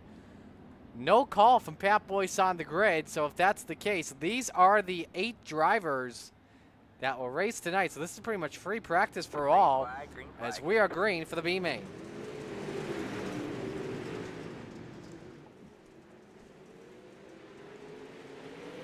Good start from Greg Parmalee off of turn number 2. Able to hang on for right now on Roger Craig as Parmalee leads the opening lap. Preston Kramer wants second on his buddy Roger Craig. Trouble for Straighten. Collected along with Deck Newbauer on the 52.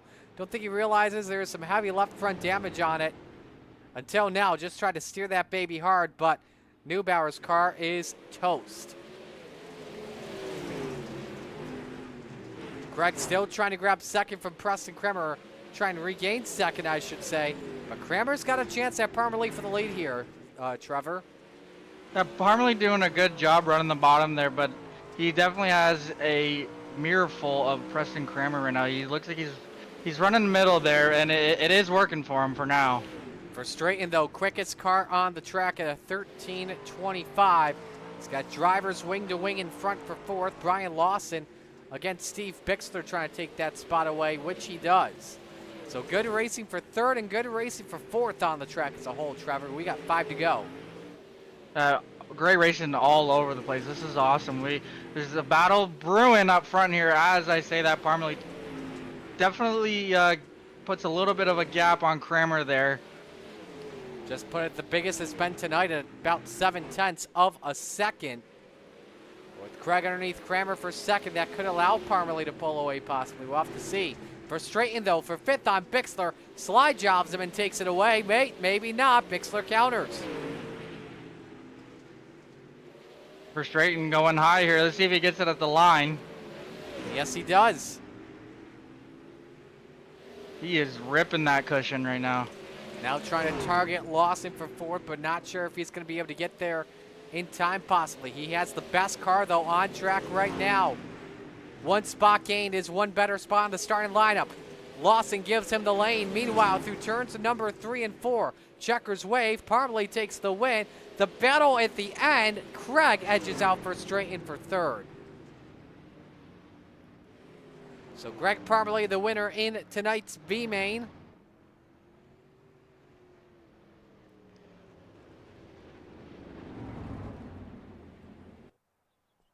And we will go to commercial break. When we come back, featured time for the Rebels on the Coast to Coast Racing Network.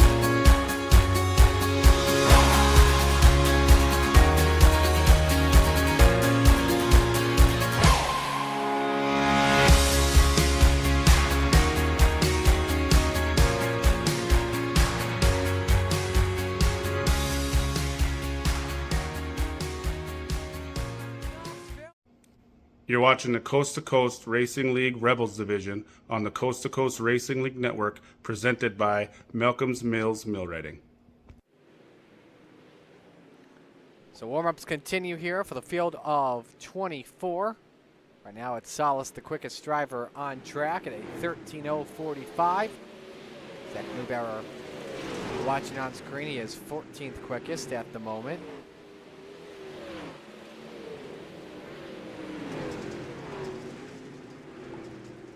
So looking at the point standings coming on in, this is all pretty much wrapped up here for Chad Griggs. 88 points the gap on Gavin Chatham.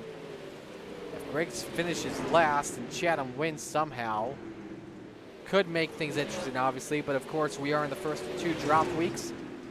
Of course, for those wondering how drop weeks work in Coast to Coast, you drop your 2 worst finishes at the end of the season. If you miss 1 race, you only get to drop 1 worst finish. If you miss 2 or more, all the races will count regardless of how many races you missed.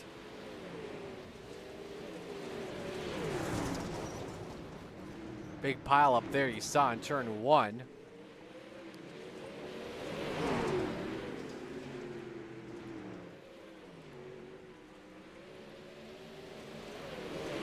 I want to point out, Marty, Isaac Salas, he ran the fastest lap on the top. So I think we're gonna have to watch for drivers here. I think they're gonna be battling to get to the top here early on.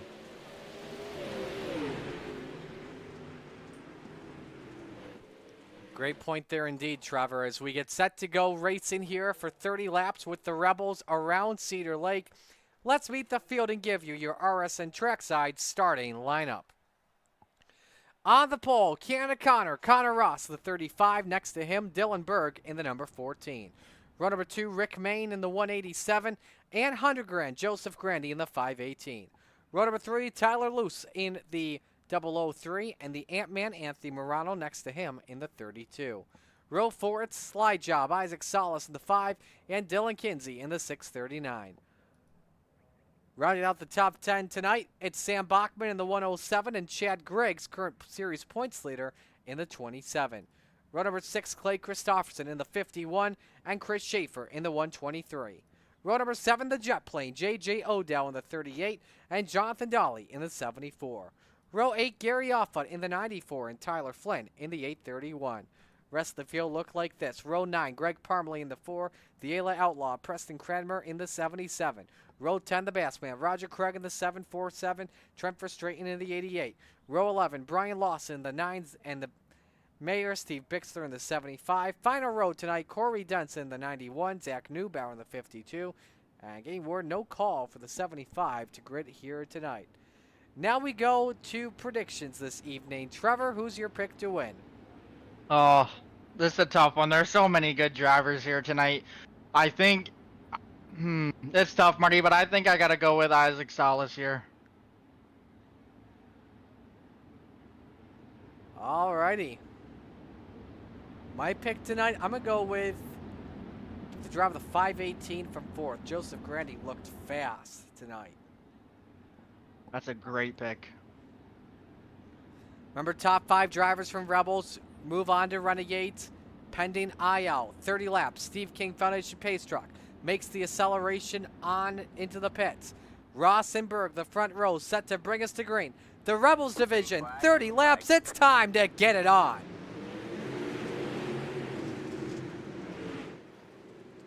Good run in the middle there. Flatline for Dylan. Racing. Flatline Racing Bodies green flag is out. 3 wide for the second position. Connor Ross has it, but Dylan Berg leads lap number 1. Joseph Grandy is third. Oh, trouble. Anthony Morano around the 32, and he's actually in the pit, so we'll stay under the green flag for right now, Trevor, as Grandy looks for P2 on Canada Connor. But Connor looks low for the lead, Trevor. Slide job for the 35. Canada Connor to the point. Great slide job there. Look, he's going to run the top here. And another one coming at him. He's going to cross him over. And it's great move. It's slide job city. This allows Grandy to close in. And Grandy decides to hang out on the top shelf along with Rick Main. The 518 looks for a great exit off the corner, which he does. Berg sends it in, throws in another slider of his own. He leaves Connor Ross for the lane. Yellow lights are on. Jonathan Dolly around. One car upside down. That's Roger Craig of the 747 who keeps the car going. Preston Cranmer also stopped a big wreck in turn 3.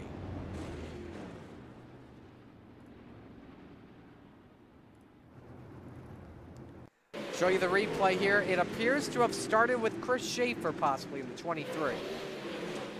Oh no, starting in front. Odell and Dolly got together.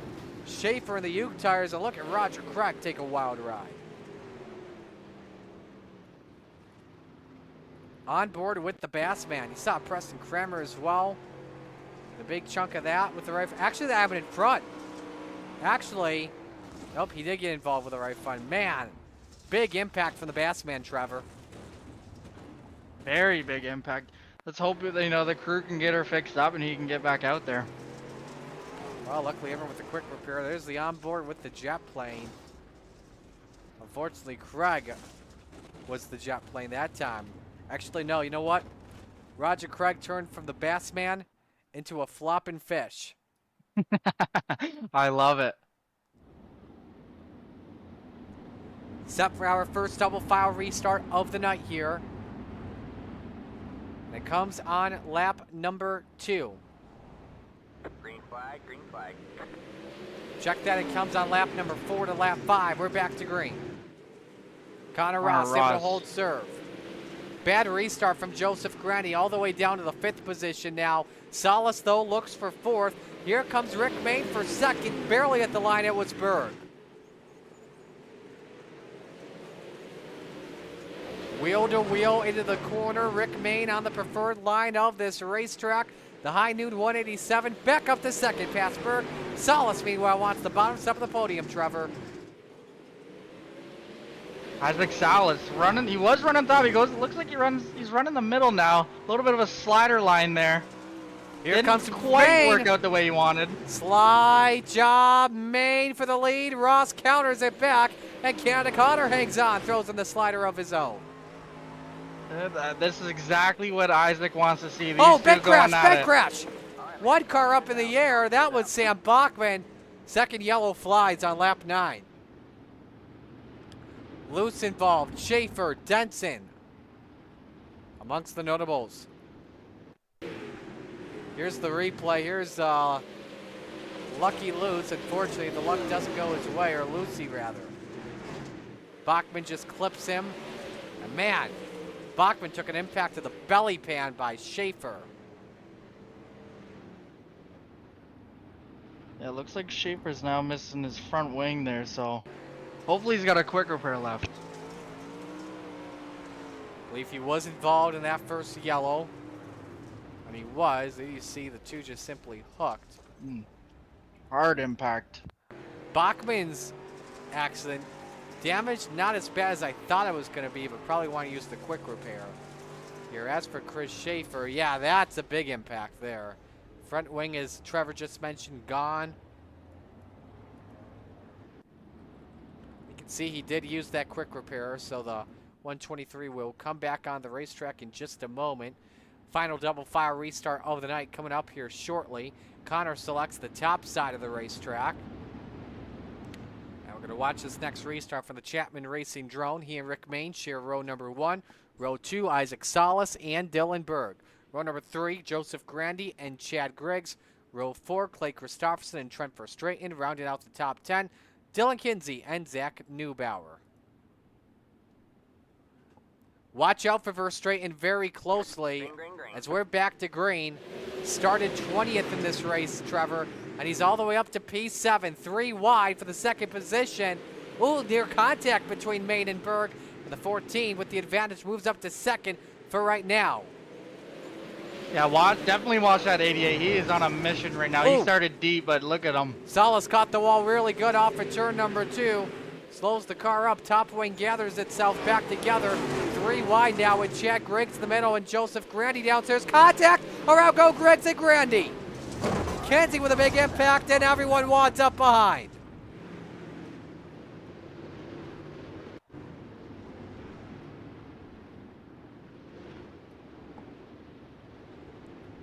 Yellow flies once again. You saw what happened. That was trackside. Let's show you here from the fence. Salas just barely comes down to Griggs. Oh man, who was that? Bachman again doing a backflip. Let's take you on board with a couple of drivers here. Joseph Grandy.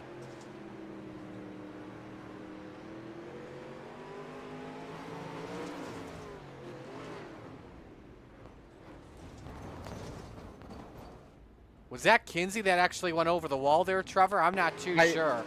I think it was, Marty. I was just looking at that, and I do believe it was Kinsey. Well, this is his onboard. Hard on the brakes. He had to veer to the right.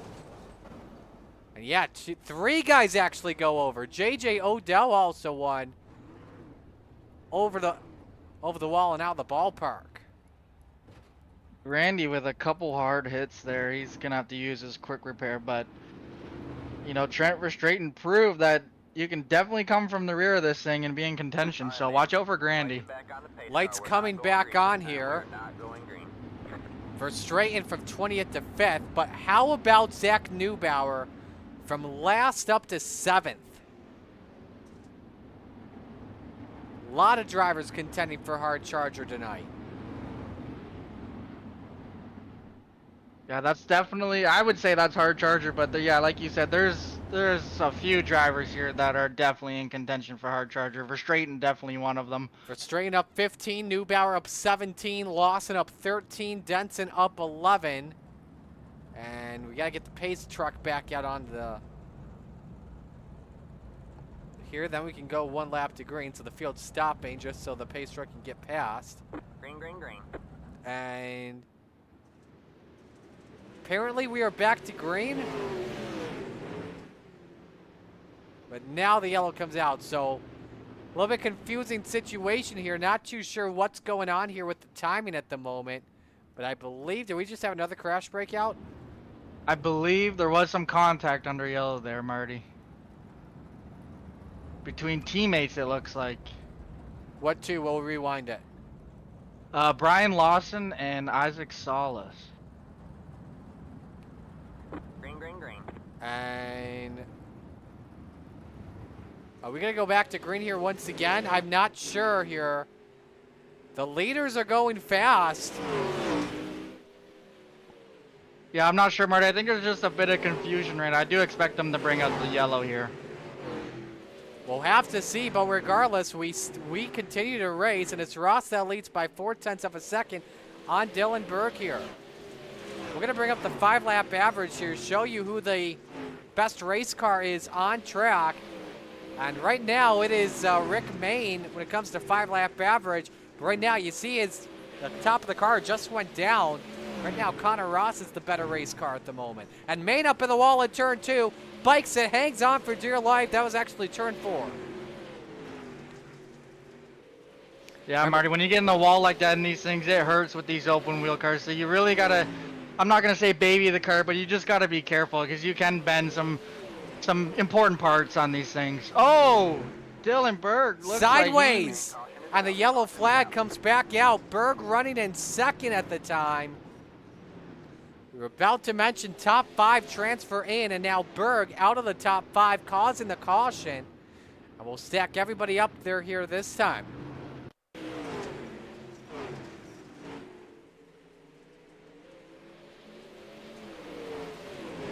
Oh, wow. The car pushed up really bad, or the steering broke just randomly.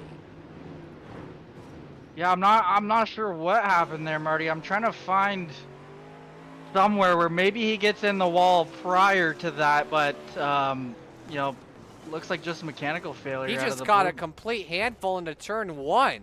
When you watch that onboard, very strange incident for the driver of the 14. So that puts Clay Christopherson now into the top 5, and another driver up 10 spots. Tyler Flynn started 16th. He restarts in the 6th position. A lot of good drivers are taken out early, and some of these drivers you normally see that run mid-pack to the rear are taking advantage of it. Flynn, one of them. Even count in maybe a guy like Roger Craig, Greg Parmalee too, and same with Corey Denson, who's in the top 10. Coming back to green once again, 17 laps complete. Perfect Great restart. restart by Connor Ooh, Ross. made contact off of Salas, stacks up for straight and touches the bumper of Rick Main. And now we're 3 wide for third. Main again up in the wall. A lot of guys hanging on for dear life. Like it's like either this track is rough, or there's just a lot of guys making too much body contact. And speaking of body As the contact, yellow we're flag back to comes yellow. out. And it's for Dylan Berg once again, and that car appears to be toast where he will need a quick repair this time. You see the wing damage on the 14. Yeah, that's unfortunate, Marty. He was having a great run tonight, but I think there's still time. Ooh, contact with Gary off, but sent Berg around and got a tire and up and over, went to 14.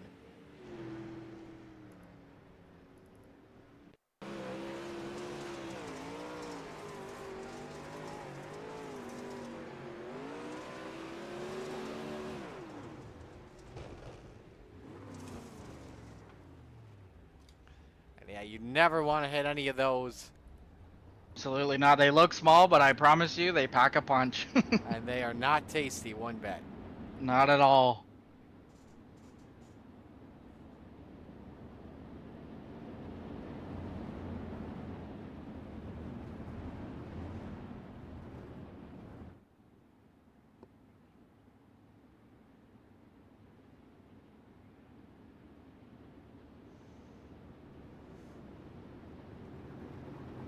Alrighty. Reminder, Renegades coming up next here on the Coast to Coast Racing Network. Don't miss out on that. We'll have the best of the best. Joseph Grandy says he's done early, has to go cook dinner.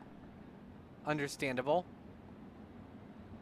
All right, 10-lap shootout. Connor Ross has been the best car here tonight, but now has Isaac Salas behind him in second. Can Salas catch the 35 back to green? Better restart there for Salas.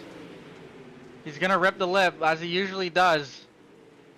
Stays about 3 car lengths back of the driver of the 35.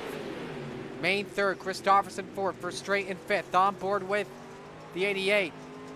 If he can get past Christopherson, he'd be up 16 spots. Be a spot behind Neubauer for hard charger of the race. Neubauer up 17 tonight after starting last. Roger Craig now up at least 10. Started back in 19th after flipping earlier tonight. He now runs in 8th. Great recovery from the Bassman here, Trevor. Yeah, he shows great speed every time he's racing. You know what? He's always one to look out for. So I'm definitely not surprised he's in the mix here. Last lap, Salas caught the wall for just a little moment. Allowed Main to close in, but now Salas has recovered. Great burst of speed off for turn number 2. Coming to 5 laps to go, but the yellow flag waves once again. Dylan Berg with his 3rd straight accident, and Berg is done for the night. It's gone from a great dream to a nightmare to a night terror.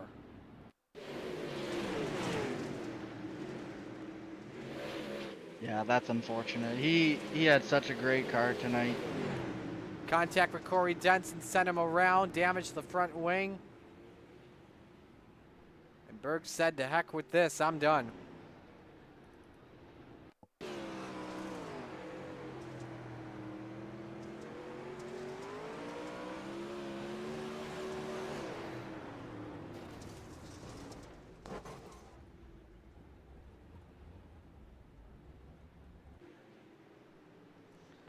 So the day for the driver, the number 14, is over.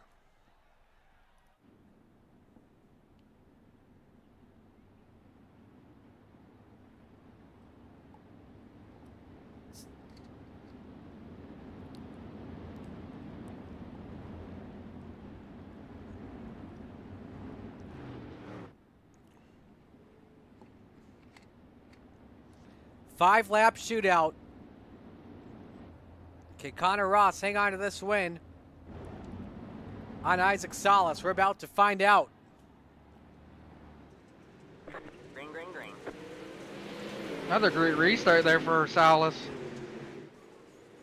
More contact in the back here, and some drivers scrape the wall. But Salas is within a car length of Connor Ross. Better exit off for 4 to the 35. 4 laps remain for Connor Ross. More trouble.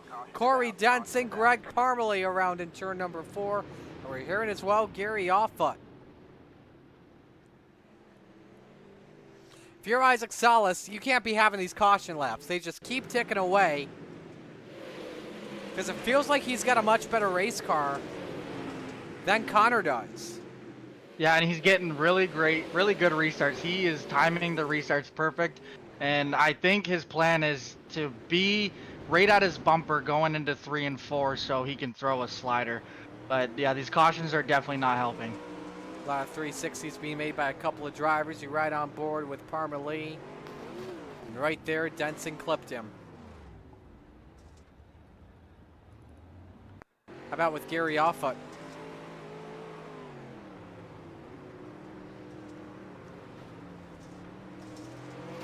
Had one missed. Could miss that second driver. And I think that was Preston Cranmer.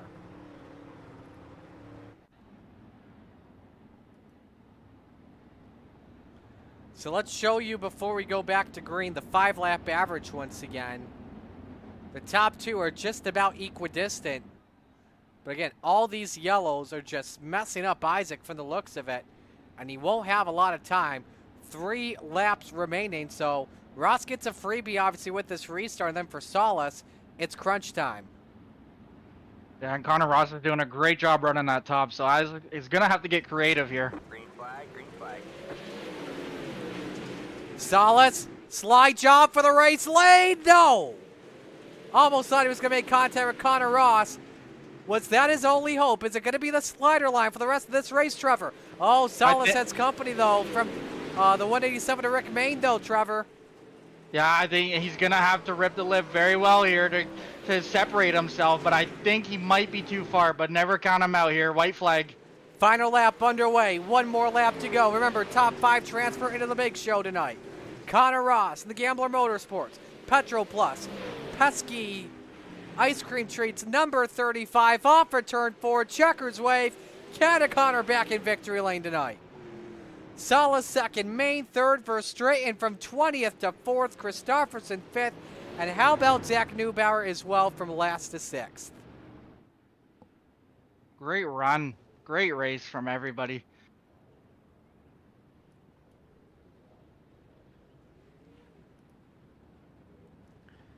So Connor Ross gets to park it on victory lane.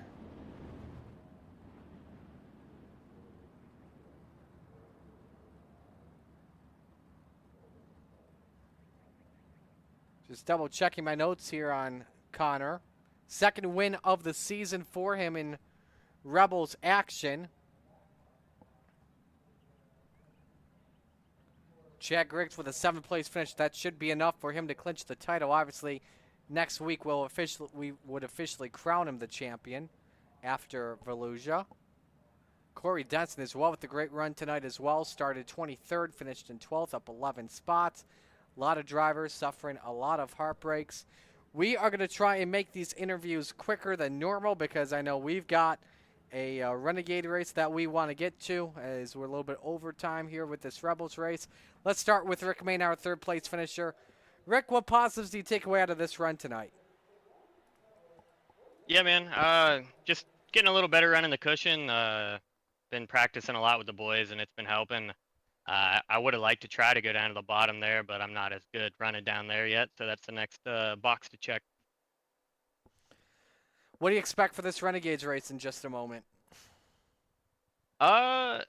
Hopefully a little more green flag laps, and just gonna try not to qualify too good and get back there, and I like to try to keep it about average so I can get up front somewhere, Who do you want to give shout outs to? Yep, just Inferno Motorsports, DNT Designs, yeah, just all the guys back at the shop are helping me out. That's pretty much it, man. Thanks, guys. Well, great job tonight, Rick. Best luck in Renegades. Thanks, buddy. So Rick Main finishes in 3rd. Let's go to our 2nd place finisher, Isaac Salas. Isaac, it seemed like in those final laps, he had a car capable of beating Connor, but it was just cautions breeding cautions that really helped Connor seal the deal at the same time. Oh yeah, for sure. I mean, the cautions were not my friend on this go around, but of all people to lose to it, I mean, other than teammates like this random guy here in the broadcast booth, I'll take Connor for sure. How'd you feel about this race car as a whole tonight? It was good, man. Me, Brian, and Trevor kind of tightened her up a little bit. You know, some of the things that we've been looking for, that we've been missing in sprint cars, and found that good center corner speed finally, and it started to show, man. I think Trent finished 4th. I know Brian was starting to creep up some more during the middle portion of that race. I'm very happy with how the car turned out. Who do you want to give shout outs to tonight? Yeah, big shout out to Venom Racing. That's we almost got 2 on the podium. We tried, man. We really did. Dean, the Super Dirt Car Series, Magnum Race Designs, Tommy Gun Customs for that awesome looking sprint car I got. RSN Trackside, Mission 22, Top Notch Trucking with my Gramps. Thank you guys for the broadcast. I'll be the critique of how good Trevor is as a booth boy. So excited for that.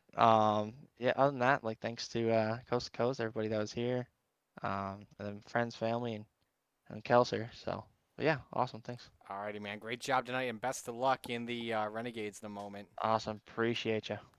All right, Isaac Salas with a 2nd place finish. Let's go to your winner tonight, Connor Ross, who takes the checkered flag after starting from pole. Connor, how about that race car tonight? That had to feel good, getting your 2nd win of the year. It felt great. It felt like I had a monkey on my back, especially after that 358 race where I failed to qualify, but I haven't felt the same after Knoxville.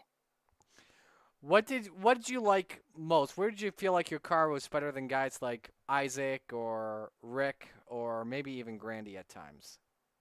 Definitely turn 1 and 2. You know, that's where I felt most comfortable. 3 and 4, I feel like after either there's an update or something, but now you're able to hook the top the entire way around.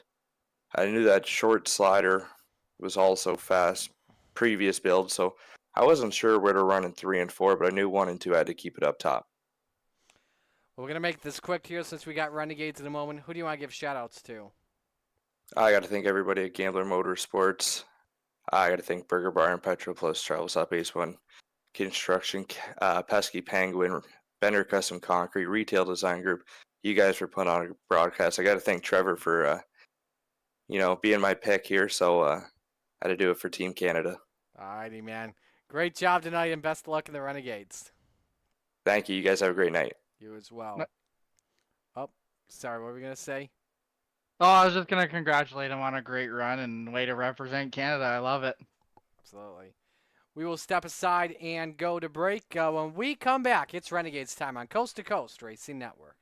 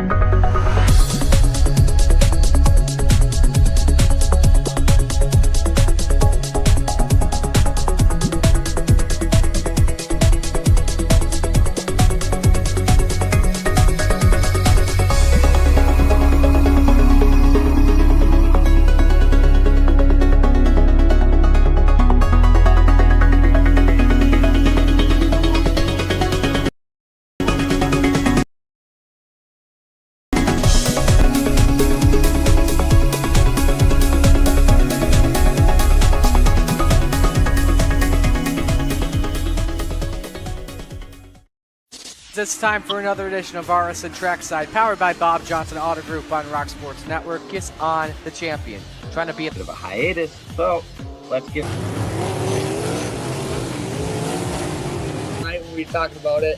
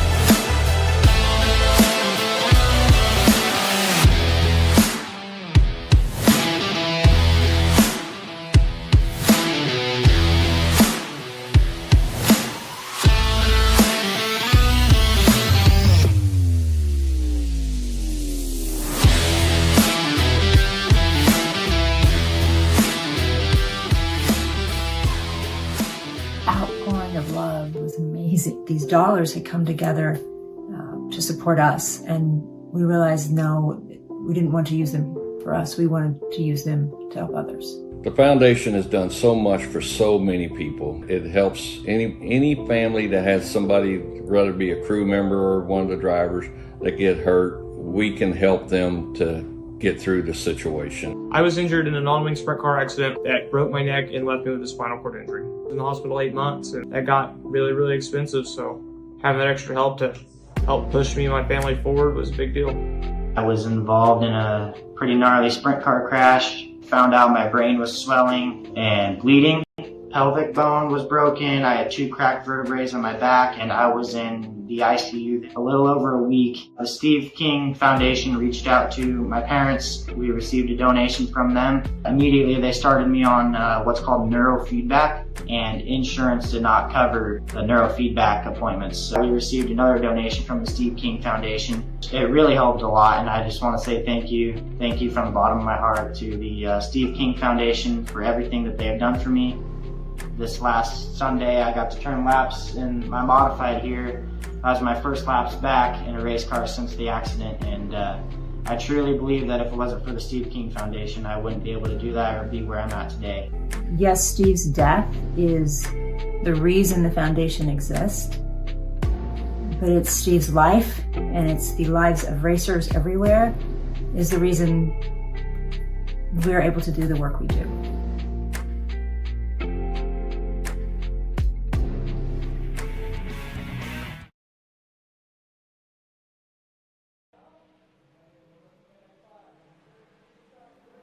We're back here on the Coast to Coast Racing Network. One more race tonight, and it is the Renegades, brought to you by Dylan Westbrook Racing. Marius Scala back with you here. Trevor Drew will be returning to the booth in just a matter of moments. While we wait to get action resuming here, while we wait for qualifying to begin, gives us a really good opportunity to give you the schedule for what is coming up the rest of the week, as well as next week for championship week. So what's coming up tomorrow night is Retreads Tuesday, brought to you by Shaggy TV, and with small blocks at Lernerville and the DW12s at Daytona. That's one that should be interesting. Wednesday night, Hometown Heroes at Williams Grove. That features the 360s and the 410s. Thursday night, I'll be with you for Thursday Night Thunder at Lanier with small blocks and big blocks. And the next week is championship night. You got Pro Late Models at Charlotte, broadcasted by Extreme eSpeed TV. That's our first championship race. Monday is Monday Night Madness. We'll crown champions next week with Open 358s and Rebels and Renegades at Fallujah. Tuesday night for the retreads, fixed 360s at Fallujah and pickup trucks at Daytona. Wednesday night, Hometown Heroes concludes at Port Royal. And then Thursday night, Thunder with the small blocks and the big blocks at the Oswego Speedway.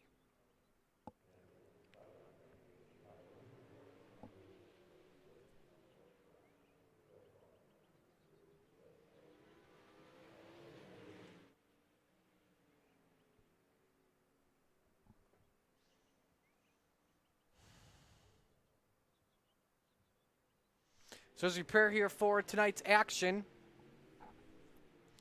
look how the field looks here. Practice just wrapped up with Brandon Templeton as the quickest driver and 11.576.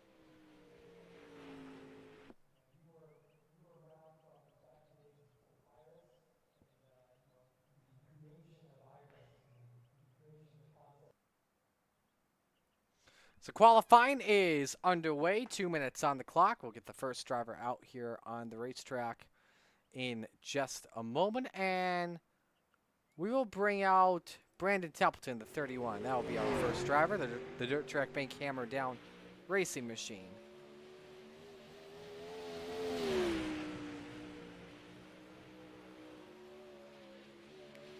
Nearly caught the wall there off of turn number 2. If iRacing recognized that as contact, this will be an invalid lap.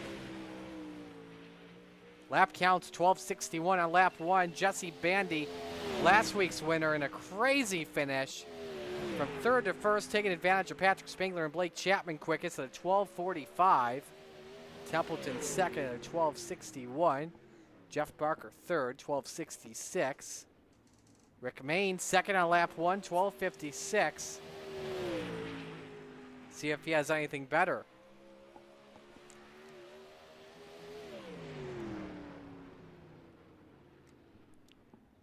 $12.558, so that was better. For the driver of the 187, Brad Waite currently fourth quickest. As we're halfway home in qualifying, Steven Stewart jumps up to sixth on lap 2. Brad Waite off on the second lap. Stephen Goldner likely to only have, actually may get 2 laps before the buzzer.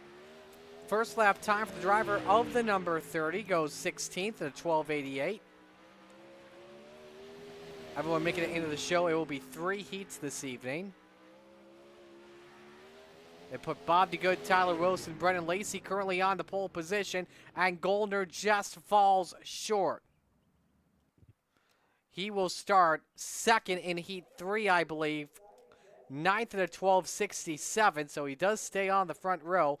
22 drivers make up the field. Jesse Bandy the quickest at a 12:448.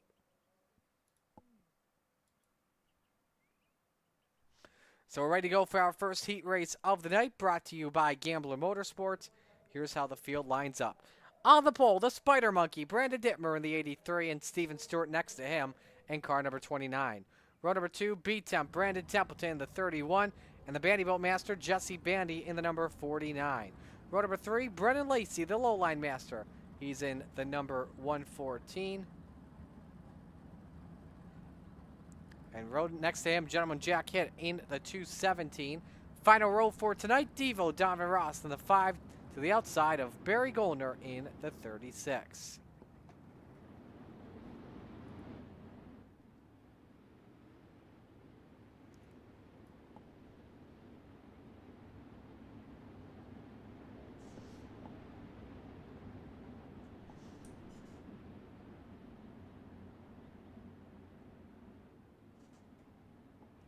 Well, let's talk about the point standings. After last weekend, Blake Chapman and Patrick Spangler got together coming to the finish.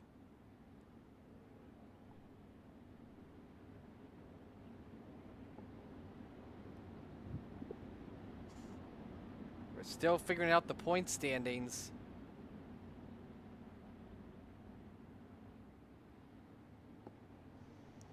Believe it is at 28.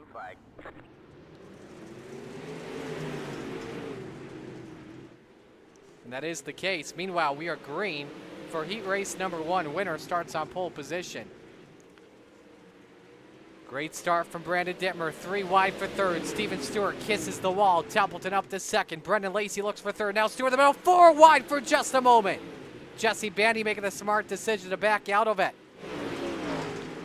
A great start to things here at Cedar Lake. And the Renegade Sprint cars here are so much fun to watch. Stewart low on Brendan Lacey. The low line master has some company for that runner-up spot. He takes it away. Lacey now up in the wall. No yaw in turn number 2. Brandon Templeton turns Lacey. Around he goes. Bandy somehow misses it. And Lacey drops down to last, Trevor. This has been a wild start to things here tonight. 4 wide at one point, 3 wide at one point. What a great heat race so far. And Steven Stewart in that 29, making that bottom work. I think he might have shown a lot of these drivers that this bottom is still here for now. Templeton trying to make that top work though. The top is working. 12:68 last time by. Quickest lap out of anyone. 2 to go. Doesn't want to be hitting the wall though. He was quicker than everyone else. Bandy in 4th was the quickest though. So top 4 driver spots remain unchanged. Brandon Dittmer looking to start on pole, up in the wall, 1 lap to go. Doesn't lose a lot of speed though across the start-finish line. Templeton, great run there. He might get second here. Yeah, Dittmer off the corner, checkers wave, takes the win in heat 1 and starts on the pole. Stewart second, Templeton third, Bandy 4th, Ross in 5th, Head 6th, Barry Goldner 7th, and Brennan Lacey with the spin finishes in 8th. So heat 1 is done. Heat 2 brought to you by Regency Home Inspection. Bob DeGood is on pole position in car number 7. Next to him, the bird to beast, Jeff Barker in the 513. Road 2, Brad Waite in the 814. And the salesman, Blake Chapman, to the outside. Chapman, current points leader, coming on in. Dean Reynolds inside of row number 3 in a brand new paint job to the outside. John Short in the 51. Isaac Salas rounding out the grid in the number 5. He now waiting for him to grid, and he may actually be a no call to grid. That is the case. I don't think he qualified, Murray, so perhaps some problems with that 5 car. Well, Salas finished second, so as long as the IL is under 025, I believe, if not 020, then he is eligible to race. So not too sure what's going on there.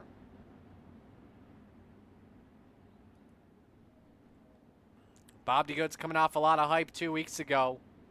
I-55 started on pole position and won heat 1, putting him on pole for the feature. Now looking to start on the front row. New paint job for Jeff Barker, by the way, made by Velocity Race Design. Pretty sick paint scheme that they made. I believe that was Ross Carino that made the paint scheme. Winner starts the outside of the front row. 6 drivers in this heat race. We're green.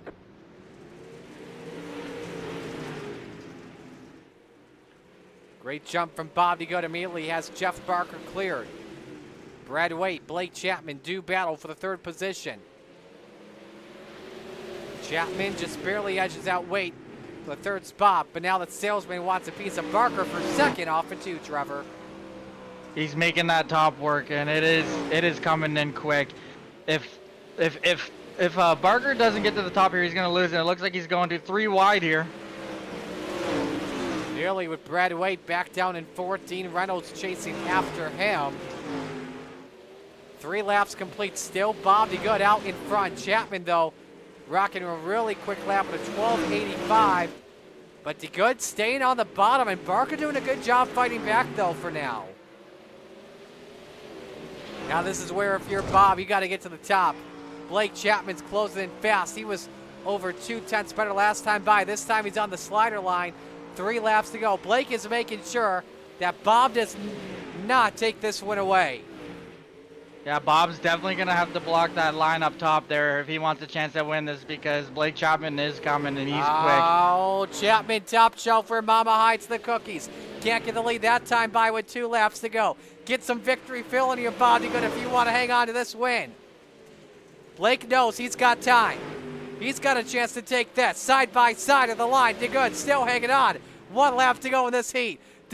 Blake Chambers looking for a big exit off of turn number 2. He's got it. Bobby Good trying to hang on for a second heat win of the season. This is going to be close here at the line. Blake Chapman steals it from Bobby Good. Not this time, he said. Not this time.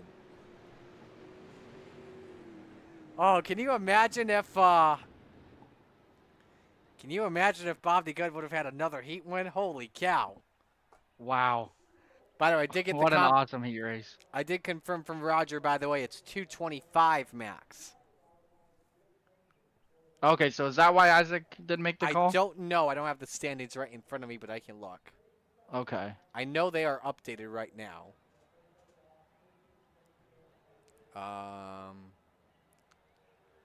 Right now, Solace is a 239. So, yeah, Solace would not be eligible. Okay. So. All right, here's the lineup for Heat 3, brought to you by Maurer Farm Management.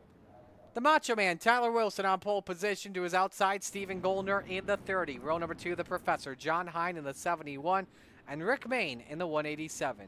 Row number 3, Jack Clevenger in car number 78, and the Desert Demon, the Yoo-Hoo Man, Terry Landis, the 161. Rounded out the grid, Clay Christopherson in car number 51.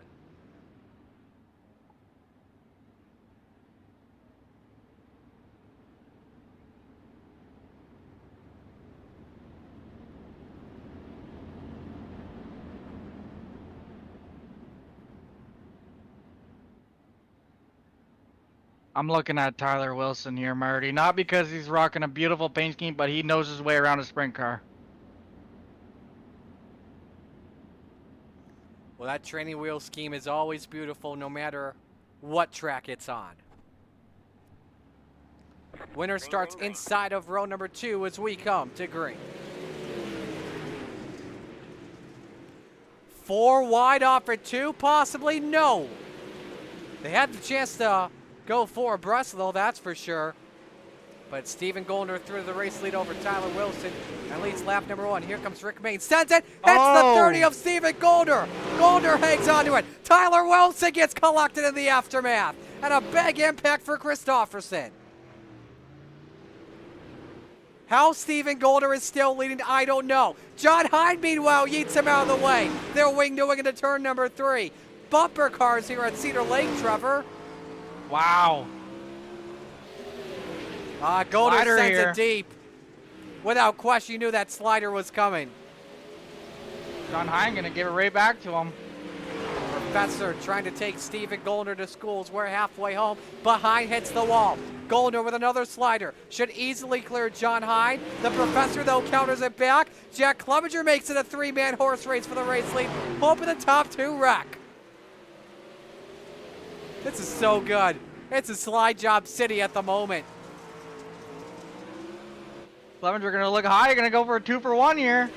Let's see if that works, though. Around John Hine. He's got Not 1. just yet. Hine with a big run. This is amazing. 2 to go. We're coming to 1 to go this time by. Hine, perfect yaw turn number 3. Has the slider over Stephen Goldner. I don't even know who's going to win this one at the end. It's anybody's race right now. Hell, we could see the top 3 all take each other out. Big slider for John Hine. Stephen Goldner doesn't go for the counter back. John Hine takes the win in Heat 3. Wow. Woo! Wow, wow, wow. That was phenomenal. That might be one of the best heat races I've ever watched. That is Heat Race of the Year, without question. Absolutely. Let's go to the warm-up here. We'll step aside and go to break. When we come back, feature time on the Coast to Coast Racing Network.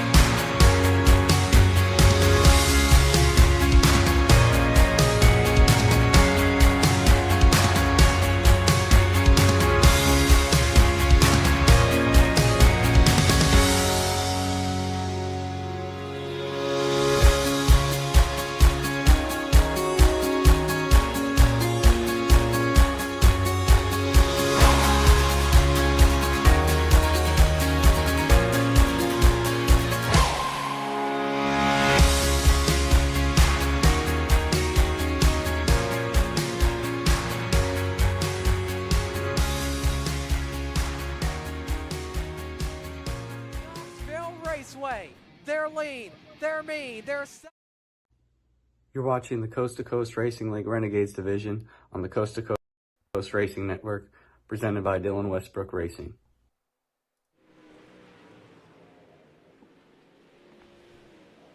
Final moments of warm-ups here in the penultimate race. Blake Chapman remains the quickest, 12.914. Tyler Wilson second. Brandon Dittmer third. John Hine fourth. And Dean Reynolds currently fifth.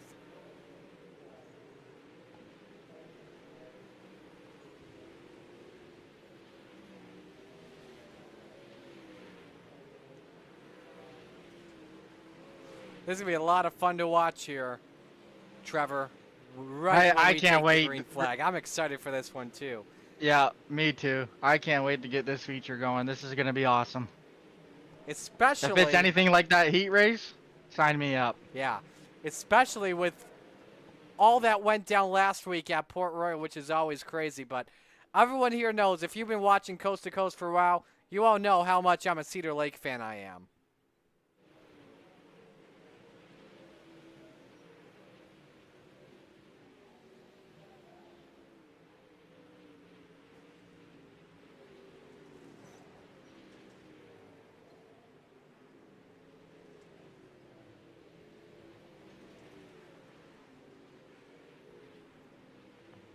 So Bandy on top, 1291, looking to go back to back.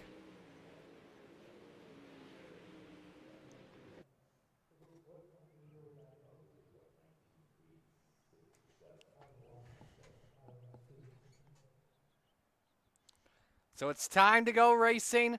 Let's meet the field and give you your RSN trackside starting lineup. On the pole, the Spider Monkey, Brandon Dittmer in the 83. To the outside, the salesman, Blake Chapman in car number 20. Row number 2, the Professor, John Hine in the 71, and Steven Stewart in the 29. Row 3, Bob DeGood in the 7, and Stephen Goldner in the 30. Row 4, B-Temp, Brandon Templeton in the 31, and the Bird to Beast, Jeff Barker in the 513.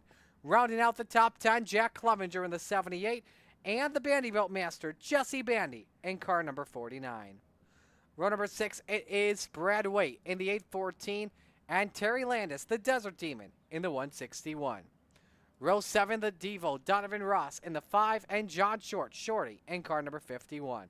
Row number 8, Rick Main in the 187, and Gentleman Jack Hitt in the 217. Rest of the grid tonight look like this. Row 9, Dean Reynolds and Tyler Wilson. Row 10, Barry Goldner, Isaac Salas. Final row tonight, Clay Christopherson and Brennan Lacey. Remember, Salas not eligible to race, so Brennan Lacey will start from the 20th position. Time for picks to win here. I'm going to go with, for my pick, give me Blake Chapman from second. You know what, Marty? I think I'm going John Hine here. He showed some great speed in that heat race, and he showed that he will do what it takes to win. And he's starting on the inside here in third, so I think he's got a great shot to win it here.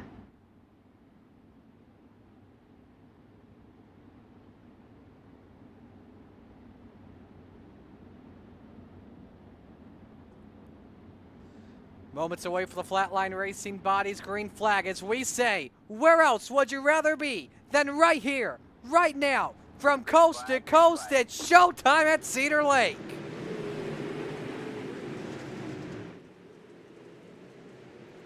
Three wide for the third position. Blake Chapman battling John Hine for that runner-up spot. Stephen Goldner hanging out next to the cushion. Lap number 1 too close to call, but I think it was Blake Chapman at the line there, Trevor. I believe it was, and he might get past Dittmer here. He might clear him completely. It looks like he's going to. And that's the case for the salesman. Hine shuts the door on Stephen Goldner, and I think there was some bumper to tail tank contact possible. Barry Goldner has crashed. No caution flag. We stay under the green flag at the moment. 4 wide in the center of 3 and 4 for just a split second. I think Parker and Bandy were both a part of that. John Hine, Brandon Dittmer, Duke Gatta for the runner-up spot with Stephen Goldner on both of their tails. Both grooves working in handy. This is a hot, awesome racetrack. That's Jack Head. Yellow flag waves for the first time. I think he was trying to come out onto the racetrack, and I think he came out just a little bit too far. Kind of like what we see normally at Lernerville, Trevor, where the caution flag has to come out. Actually, no, this is what happened. No steering from Jack yet. Up on the wall he goes. I think he's trying everything to pull it off of the track like that. Yeah, that's a yellow without question. Nothing that you can do.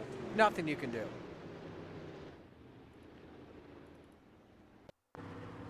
Now what I'm wondering is, how was this contact all made? Let's rewind and ride on board with Gentleman Jack.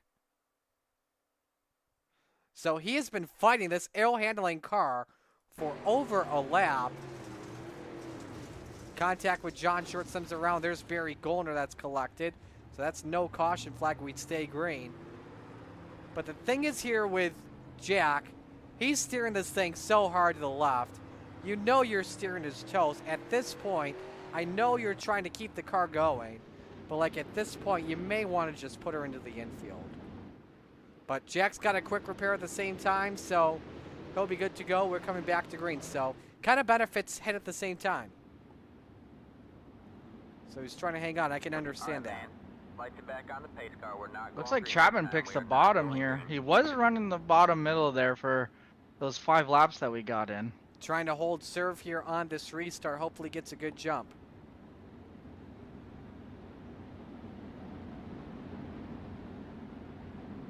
I actually think that's a good call by Blake there, because if John Hine, who's on his outside, gets a good run, then he has the option to throw a slider and clear him. So.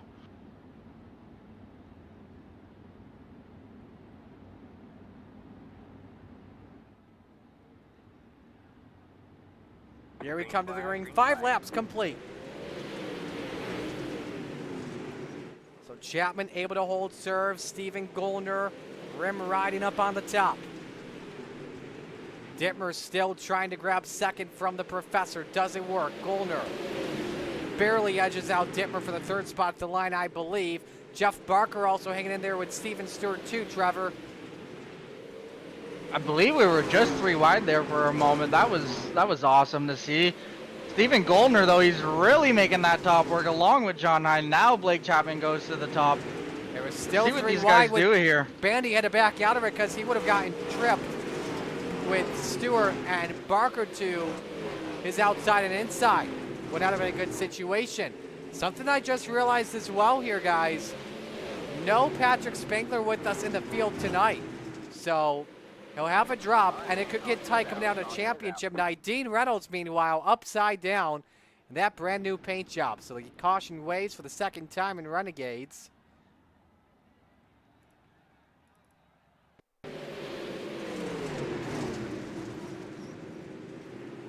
And just super tight racing all around, and he's just out there like a pinball. I think that was Brennan Lacey and Donovan Ross.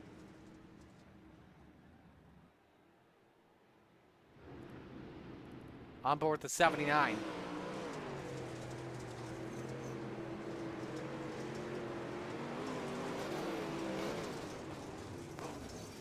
Yeah, I think Brennan Lacey was looking for the lane and just had nowhere to go, and Dean Reynolds was the victim. I'm not too sure on that, though.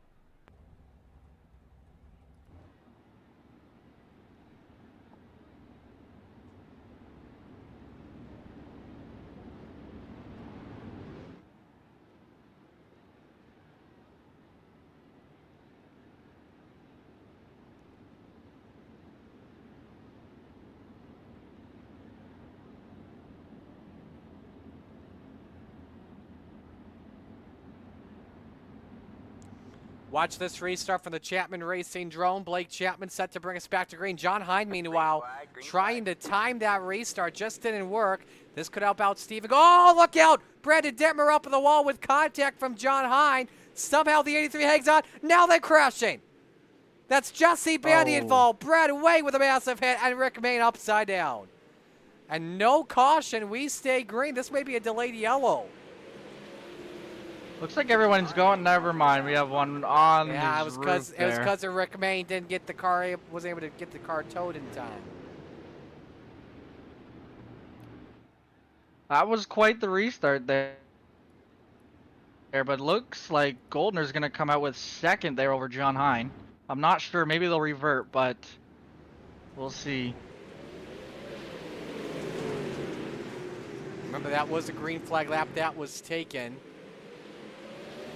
Yeah, Dittmer, Templeton, Bandy all into it. A mess in turn 3. A couple of drivers we're right on board with. Brad Waite.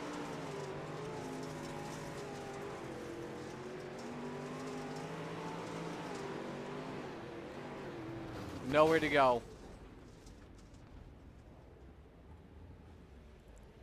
And we'll go Jesse Bandy next.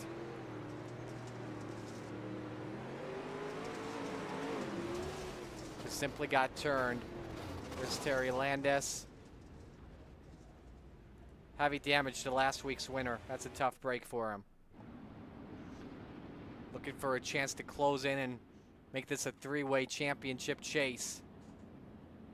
With 1 week left next week.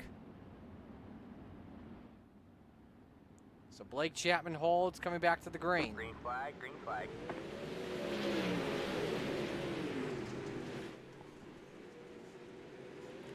So Blake's able to hold serve. Stephen Goldner second.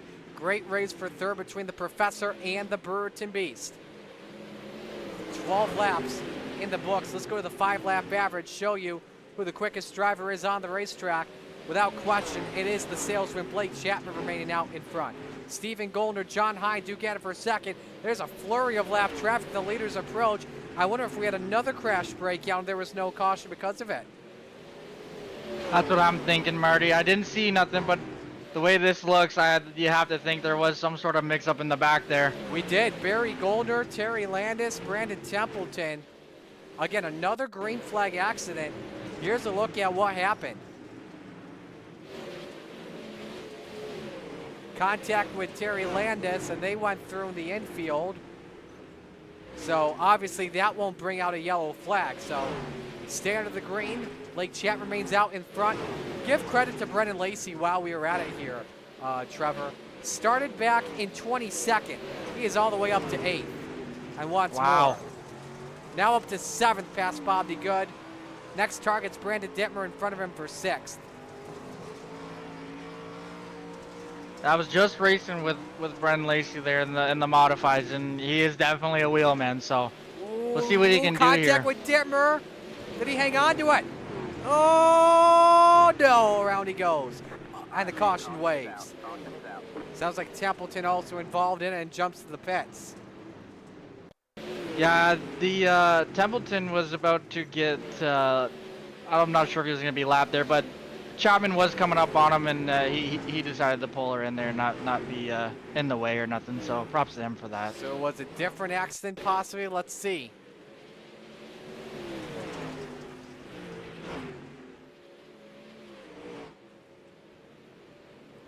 Classy move by the 31, definitely. A lot of respect there. Yeah, absolutely. I race with Brandon Templeton a lot, and that's exactly the first word that comes to mind is classy. He's a very respectful driver, and that just shows you, that proves it right there, Marty.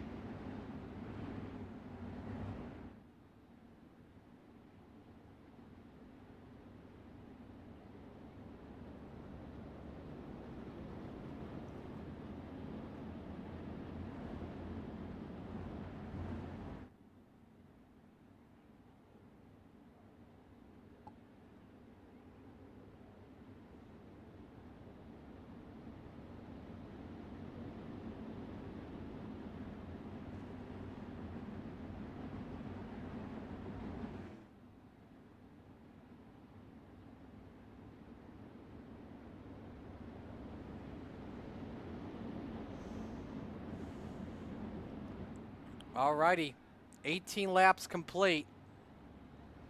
Green, green, green. 19 this time, here we go. Bit of an awkward restart there from third, I believe, but they held it together. Chapman with some company, though. Yeah, Stephen Goldner, closest anyone's been to Blake Chapman pretty much since Chapman cleared for the race lead. Great battle for the lead and a great battle for third. Goldner doing a fantastic job running that top. It's getting thin up there, Marty. He's doing a great job being smooth up there, as is Blake Chapman. 14 laps remain in this feature. The gap at 0.3 of a second. Last time by, Goldner better. Actually, check that. Goldner slower by about 0.05 of a second. Chapman picks up a lot more by over 1/10 of a second. Brennan Lacey now up to 4th after starting 18th. Lacey's got a chance to climb up to the podium here. If you notice, Marty, Blake Chapman, he's running the top right like that in 3 and 4, or in 1 and 2, sorry, and then he runs a bit of a slider line in 3 and 4, and I think that's the difference right now. If you're second right now, you gotta match that and try and see if you can get up to the bumper of Blake Chapman and potentially throw a slider here. Lacey trying everything to go for third. We just showed you the 5-lap average. Brennan Lacey is the fastest car on the track. 10 laps to go. Remember, he pulled off a miracle comeback similar a couple weeks ago. Earlier on this season at Williams Grove Speedway. Yellow flag is out meanwhile for Terry Landis. That's in turn 2. Yeah, I'm not sure. I saw Brandon Dimmer there he looked like he had a broken right front. He pulled it off, so I'm not sure if perhaps they got into an accident here. Oh, John Short came down into his teammate. And you saw Terry Landis clip the Tory tire. Yoo-hoo and donuts. I've never had Yoo-hoo before, but if I'm guessing Yoo-hoo is chocolate, then that sounds like a pretty good combination. Honestly, I was going to say it does sound kind of good. Well, I mean, I like going to Dunkin' Donuts outside of my local area because my local area has peanuts and I'm allergic to peanuts. But, like, they have no peanuts outside of where I live. So, like, I can go have a Boston cream donut and not have to worry. And it's delicious. Or a chocolatey frosted donut. Mmm.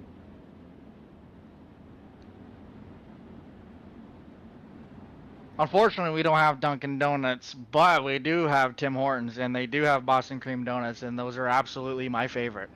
See, I've never had anything to eat at Tim Hortons, but I hear, like, there's no peanuts there either. It's not even a peanut donut, so I'll have to check next time. Alrighty, 9 laps to go. Wow, best restart we've seen from Chapman tonight without question.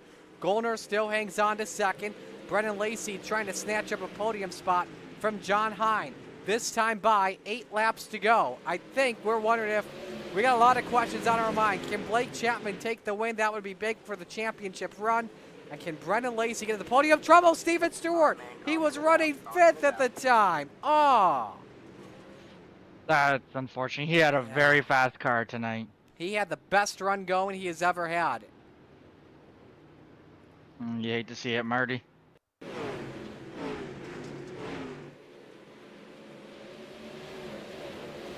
Check that, he was running 6th. And Victory Fuel, unfortunately, does not taste good with donuts. You can see that too. A pair of Victory Fuel cars went around. No offense to Victory Fuel, I like Victory Fuel, okay? That stuff's good.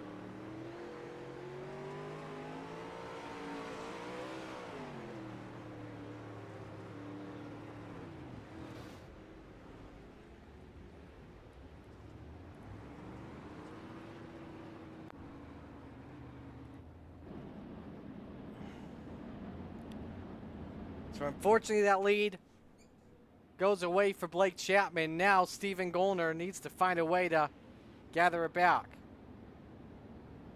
Yeah, he definitely needs to get a better restart here this time. That restart prior was not ideal. So if he wants any chance, he needs to time his restart perfect here and be right on Chapman's bumper, and hopefully he'll have a chance to throw a slider here. He did go up top there and cool his right sides down, so we'll see how that plays out. Green, green, green.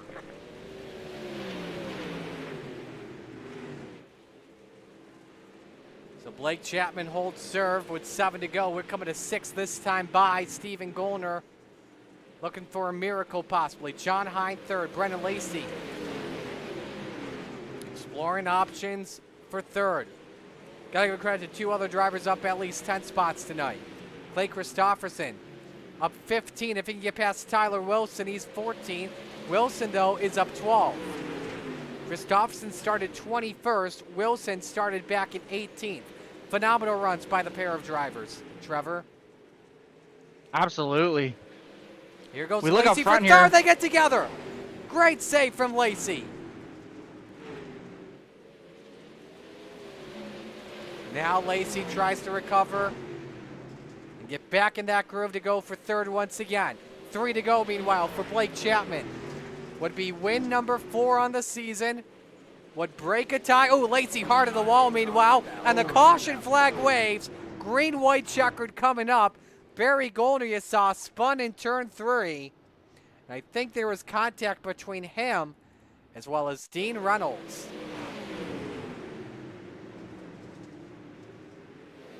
Reynolds pushed up thanks to John Short. More contact between him and Barry Goldner. And Reynolds rides the fence. And then tries to shortcut it. You saw Barry in the background stuck in the fence, so yeah, without question, that's got to be a caution.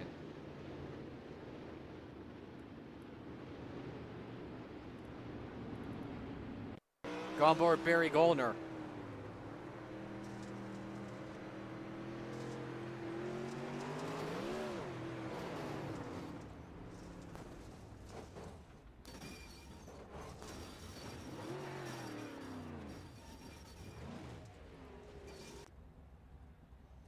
So Stephen Goldner gets one more shot here at Blake Chapman. Now, as I always say on these late race restarts, the leader gets a freebie lap, so it will likely take a last lap pass for Stephen Goldner to get things done, Trevor.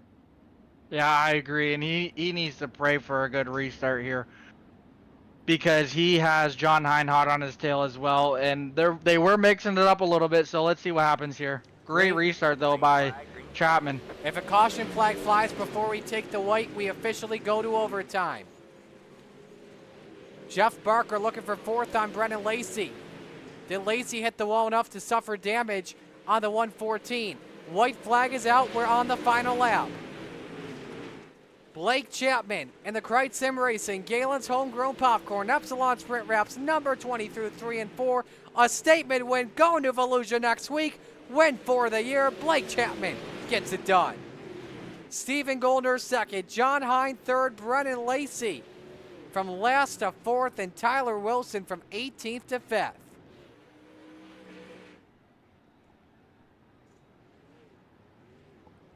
Blake Chapman last week 2 corners away from winning at Port Royal, just couldn't get the job done, and now there's no second place today for the salesman.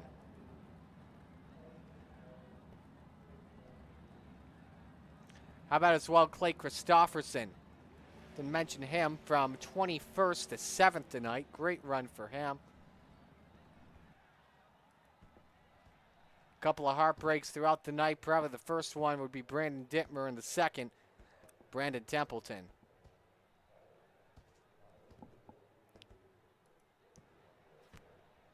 So get your top 3 all in here in just a matter of moments.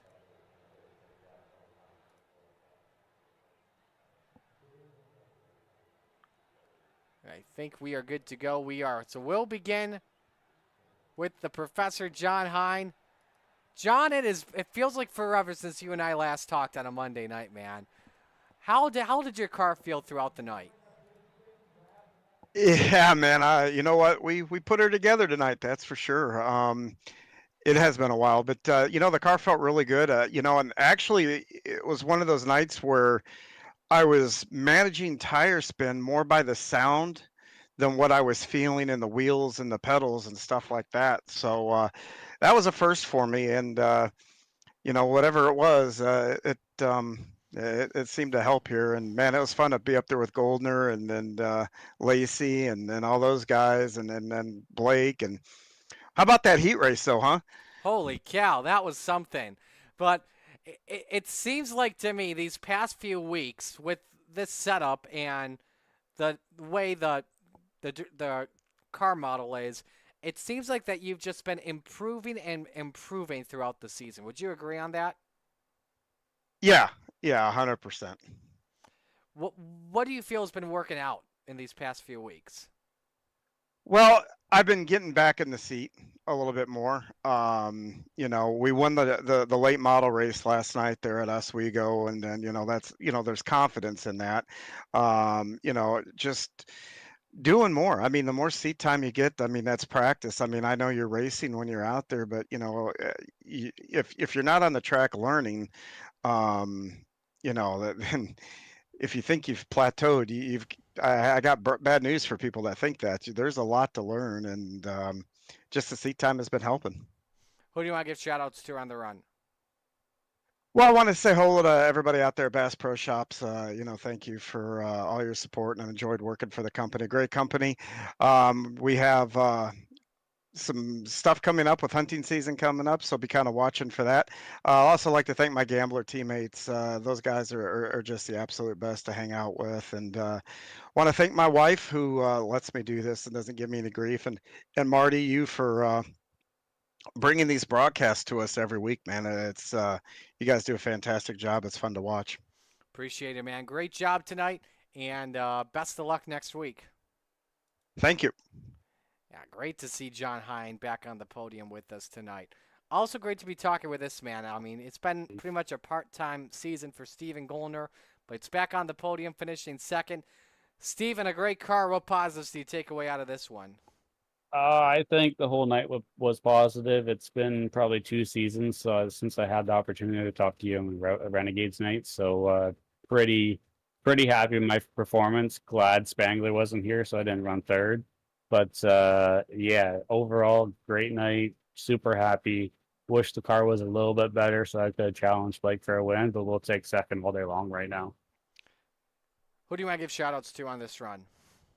All the guys that Banny built, Lacey and my dad and Jesse for hanging out tonight and keeping me calm. I was a little stressed out in practice and qualifying and all that stuff. Couldn't really find something that was working for me setup wise, and finally found something decent for the feature. Velocity Race Designs, Ross Print always does all our team cars, and he does a heck of a job. Fits Perfect Photography, Moon and Racing Engines, Moon and Tile Co. Bill and Westbrook Racing for the title sponsor for the Renegades here, and you guys for the broadcast, and everyone with the Coast to Coast Racing Leagues. All righty, man. Great job tonight, and hopefully we see you again next week. Thank you. So Steven Gollner finishing in second. Now we go to victory lane to talk with your winner. Blake Chapman does it again. A statement win for you tonight, sir. Can't get much sweeter than that. He's go to Volusia next week. Yeah, definitely really like Volusia, so looking forward to that. But, I come to this track and I kind of like running it, but it just seems like I always find my way into a wreck somehow when I'm here. So my goal coming into tonight was just to have the car stay in one piece all night long, and we were able to do that. We set a pretty good qualifying lap, and the heat race was really important. Track position is everything here, and we were able to get around Barker and Bob there using the middle. And for the feature, we ran a setup that we kind of dialed in this week. I usually struggle in 3 and 4. It seems like in this open setup stuff, the car gets really sideways on me. So worked at that a little bit, got the car straightened out in that corner, and felt a lot better than I usually do here. And I was able to get out front early and just sail my way to the victory. And those cautions definitely helped me. I was running a little low on fuel, so definitely needed those cautions and shouldn't probably cut it so close next time. What was the racing like for you in the early stages? Yeah, it was pretty good for me. I was just trying to get the car dialed in and try not to, take too much of my tires off. And I had a setup that I felt like could really move around, so that bottom was tempting at times. If even towards the end, it looked like there was a lot of grip coming off turn 2 there. 3 and 4 didn't really look like there was much down there, but I definitely thought about it a couple times moving around. But I decided about midway through the race, it's like, I might as well stay up here. I'm pretty committed to that top. If someone gets around me using a different line, then so be it. But the car felt comfortable where I was at, and fortunate enough to come away with the win. Next week, Volusia Championship night. How do you feel going in? Yeah, I feel pretty good. I usually run pretty well at Volusia. So hopefully we can get something dialed in for there and be just as fast there as we were tonight. Who do you want to give shout outs to? I got to thank the family for watching. Got to thank all the guys at the Krite Sim Racing team. I got to thank Preston at Epsilon Sprint Wraps and 88 AJ Custom Creations. Of course, I got to thank Galen's Gourmet Popcorn. You know, they got some of the best stuff out there. You can head over to their website and use code CART, that's C-A-R-T, at checkout for 50% off some of their delicious product. And I got to thank you for putting this broadcast on. All righty, man. Congratulations. A great win for you tonight, and looking forward to next week. Thanks, Marty. Blake Chapman, the salesman, in victory lane for the 4th time this season in Renegades action. Trevor, it's been a fun night of action here. Final thoughts before we bid adieu on this broadcast. I'll be honest with you, Marty. I'm typically not a sprint car guy. I am a fan. I'm a fan of all racing, but typically, I don't race them much. But man, I'm a fan. That was awesome to watch. It was awesome to be up in the booth with you. I can't thank you enough for giving me the opportunity to do this. Yeah, it was a great night of racing. Well, appreciate you joining me, man. We may have to do this again sometime. Absolutely. You invite me, and I will happily accept every single time. Thank you so much. So that'll do it for us here tonight. Thanks for coming in to spend your Monday night with us. On behalf of everyone at the Coast to Coast Racing League, all the fine drivers, admins, and sponsors, Roger Craig and his great crew of executives. On behalf of the Philly Flyer, Trevor Giroux, I'm Marty Sakala saying so long. Congratulations to your winners tonight. Sam Bachman in Open 358s, Connor Ross in the Rebels, and Blake Chapman in the Renegades. So long, everyone.